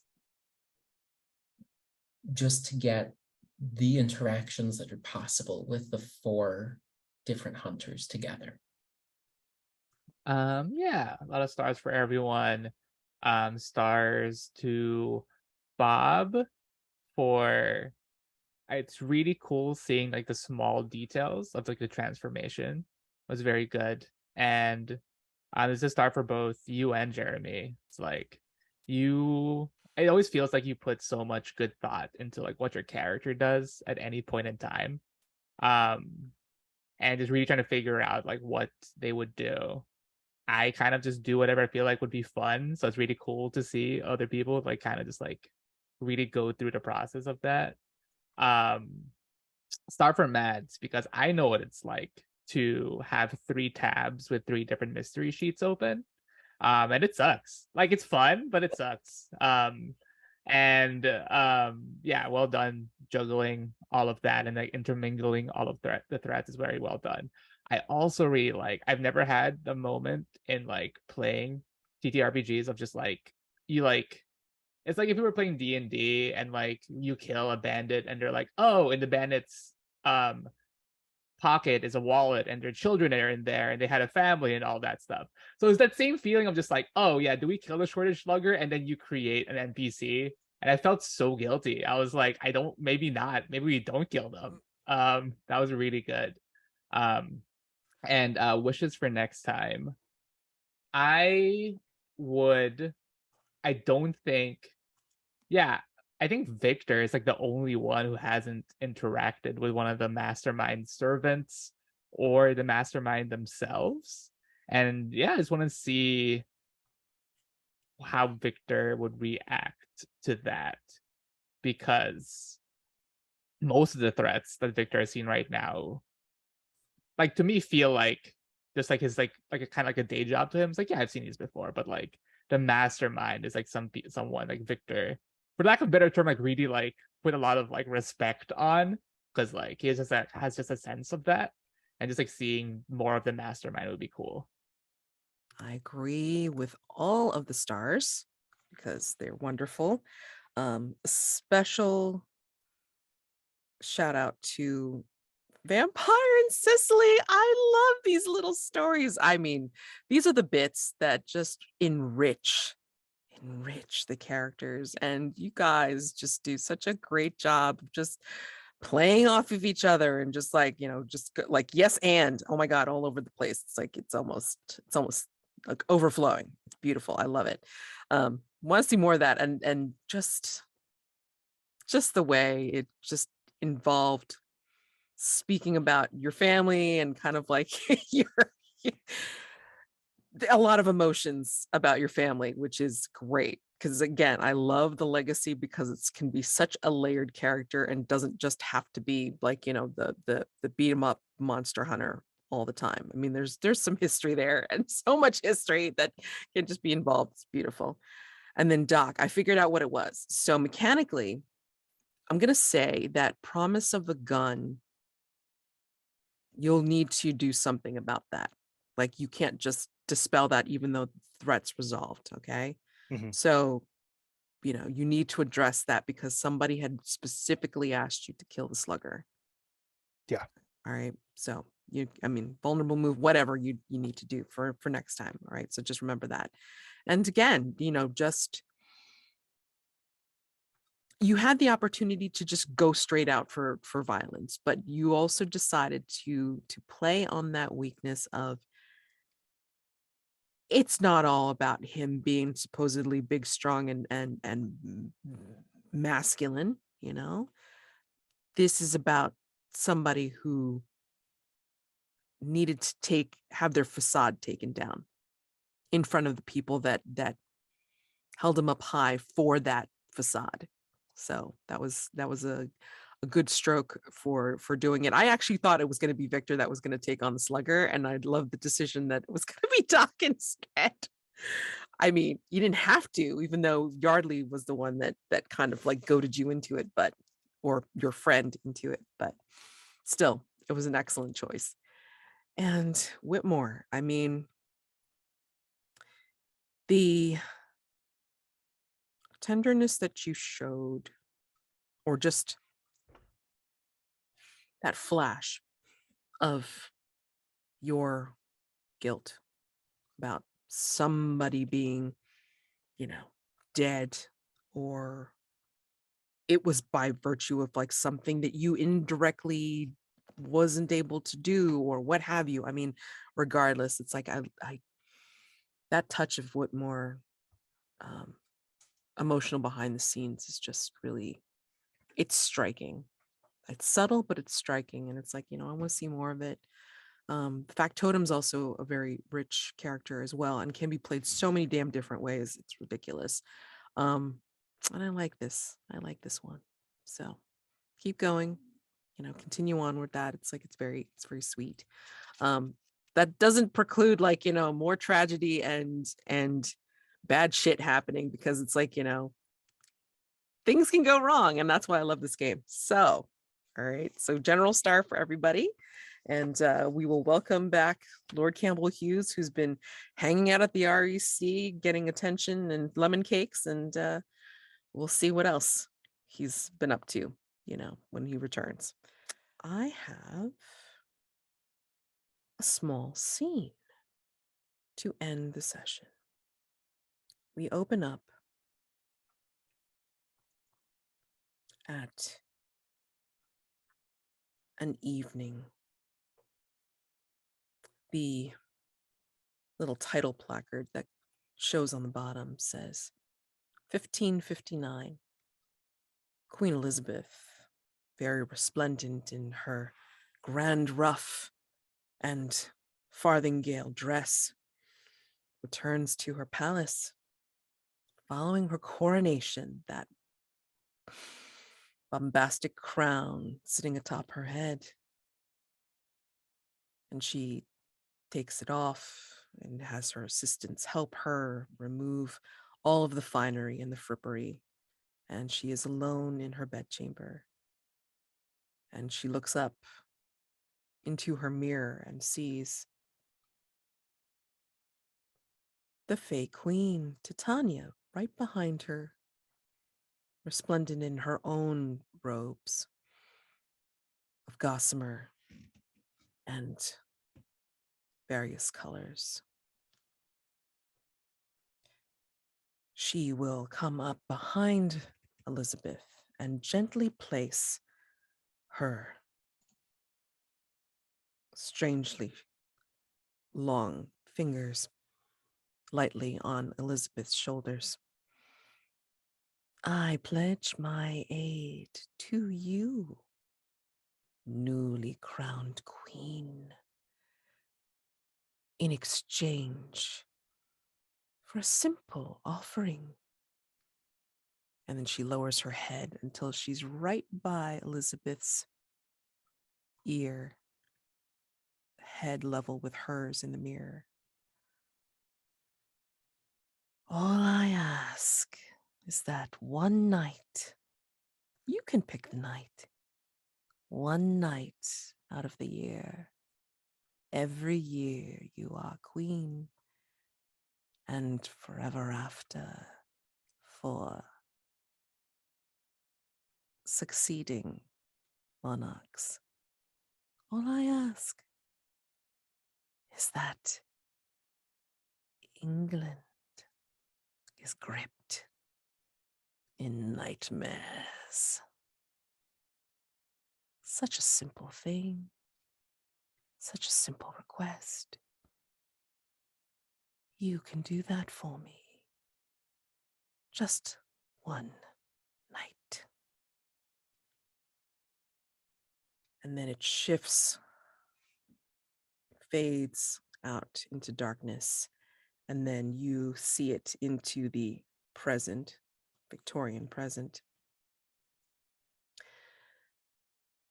News of a revival of Midsummer Night's Dream somewhere, somehow, in London, but no specifics on the cast, no idea about where it's being held.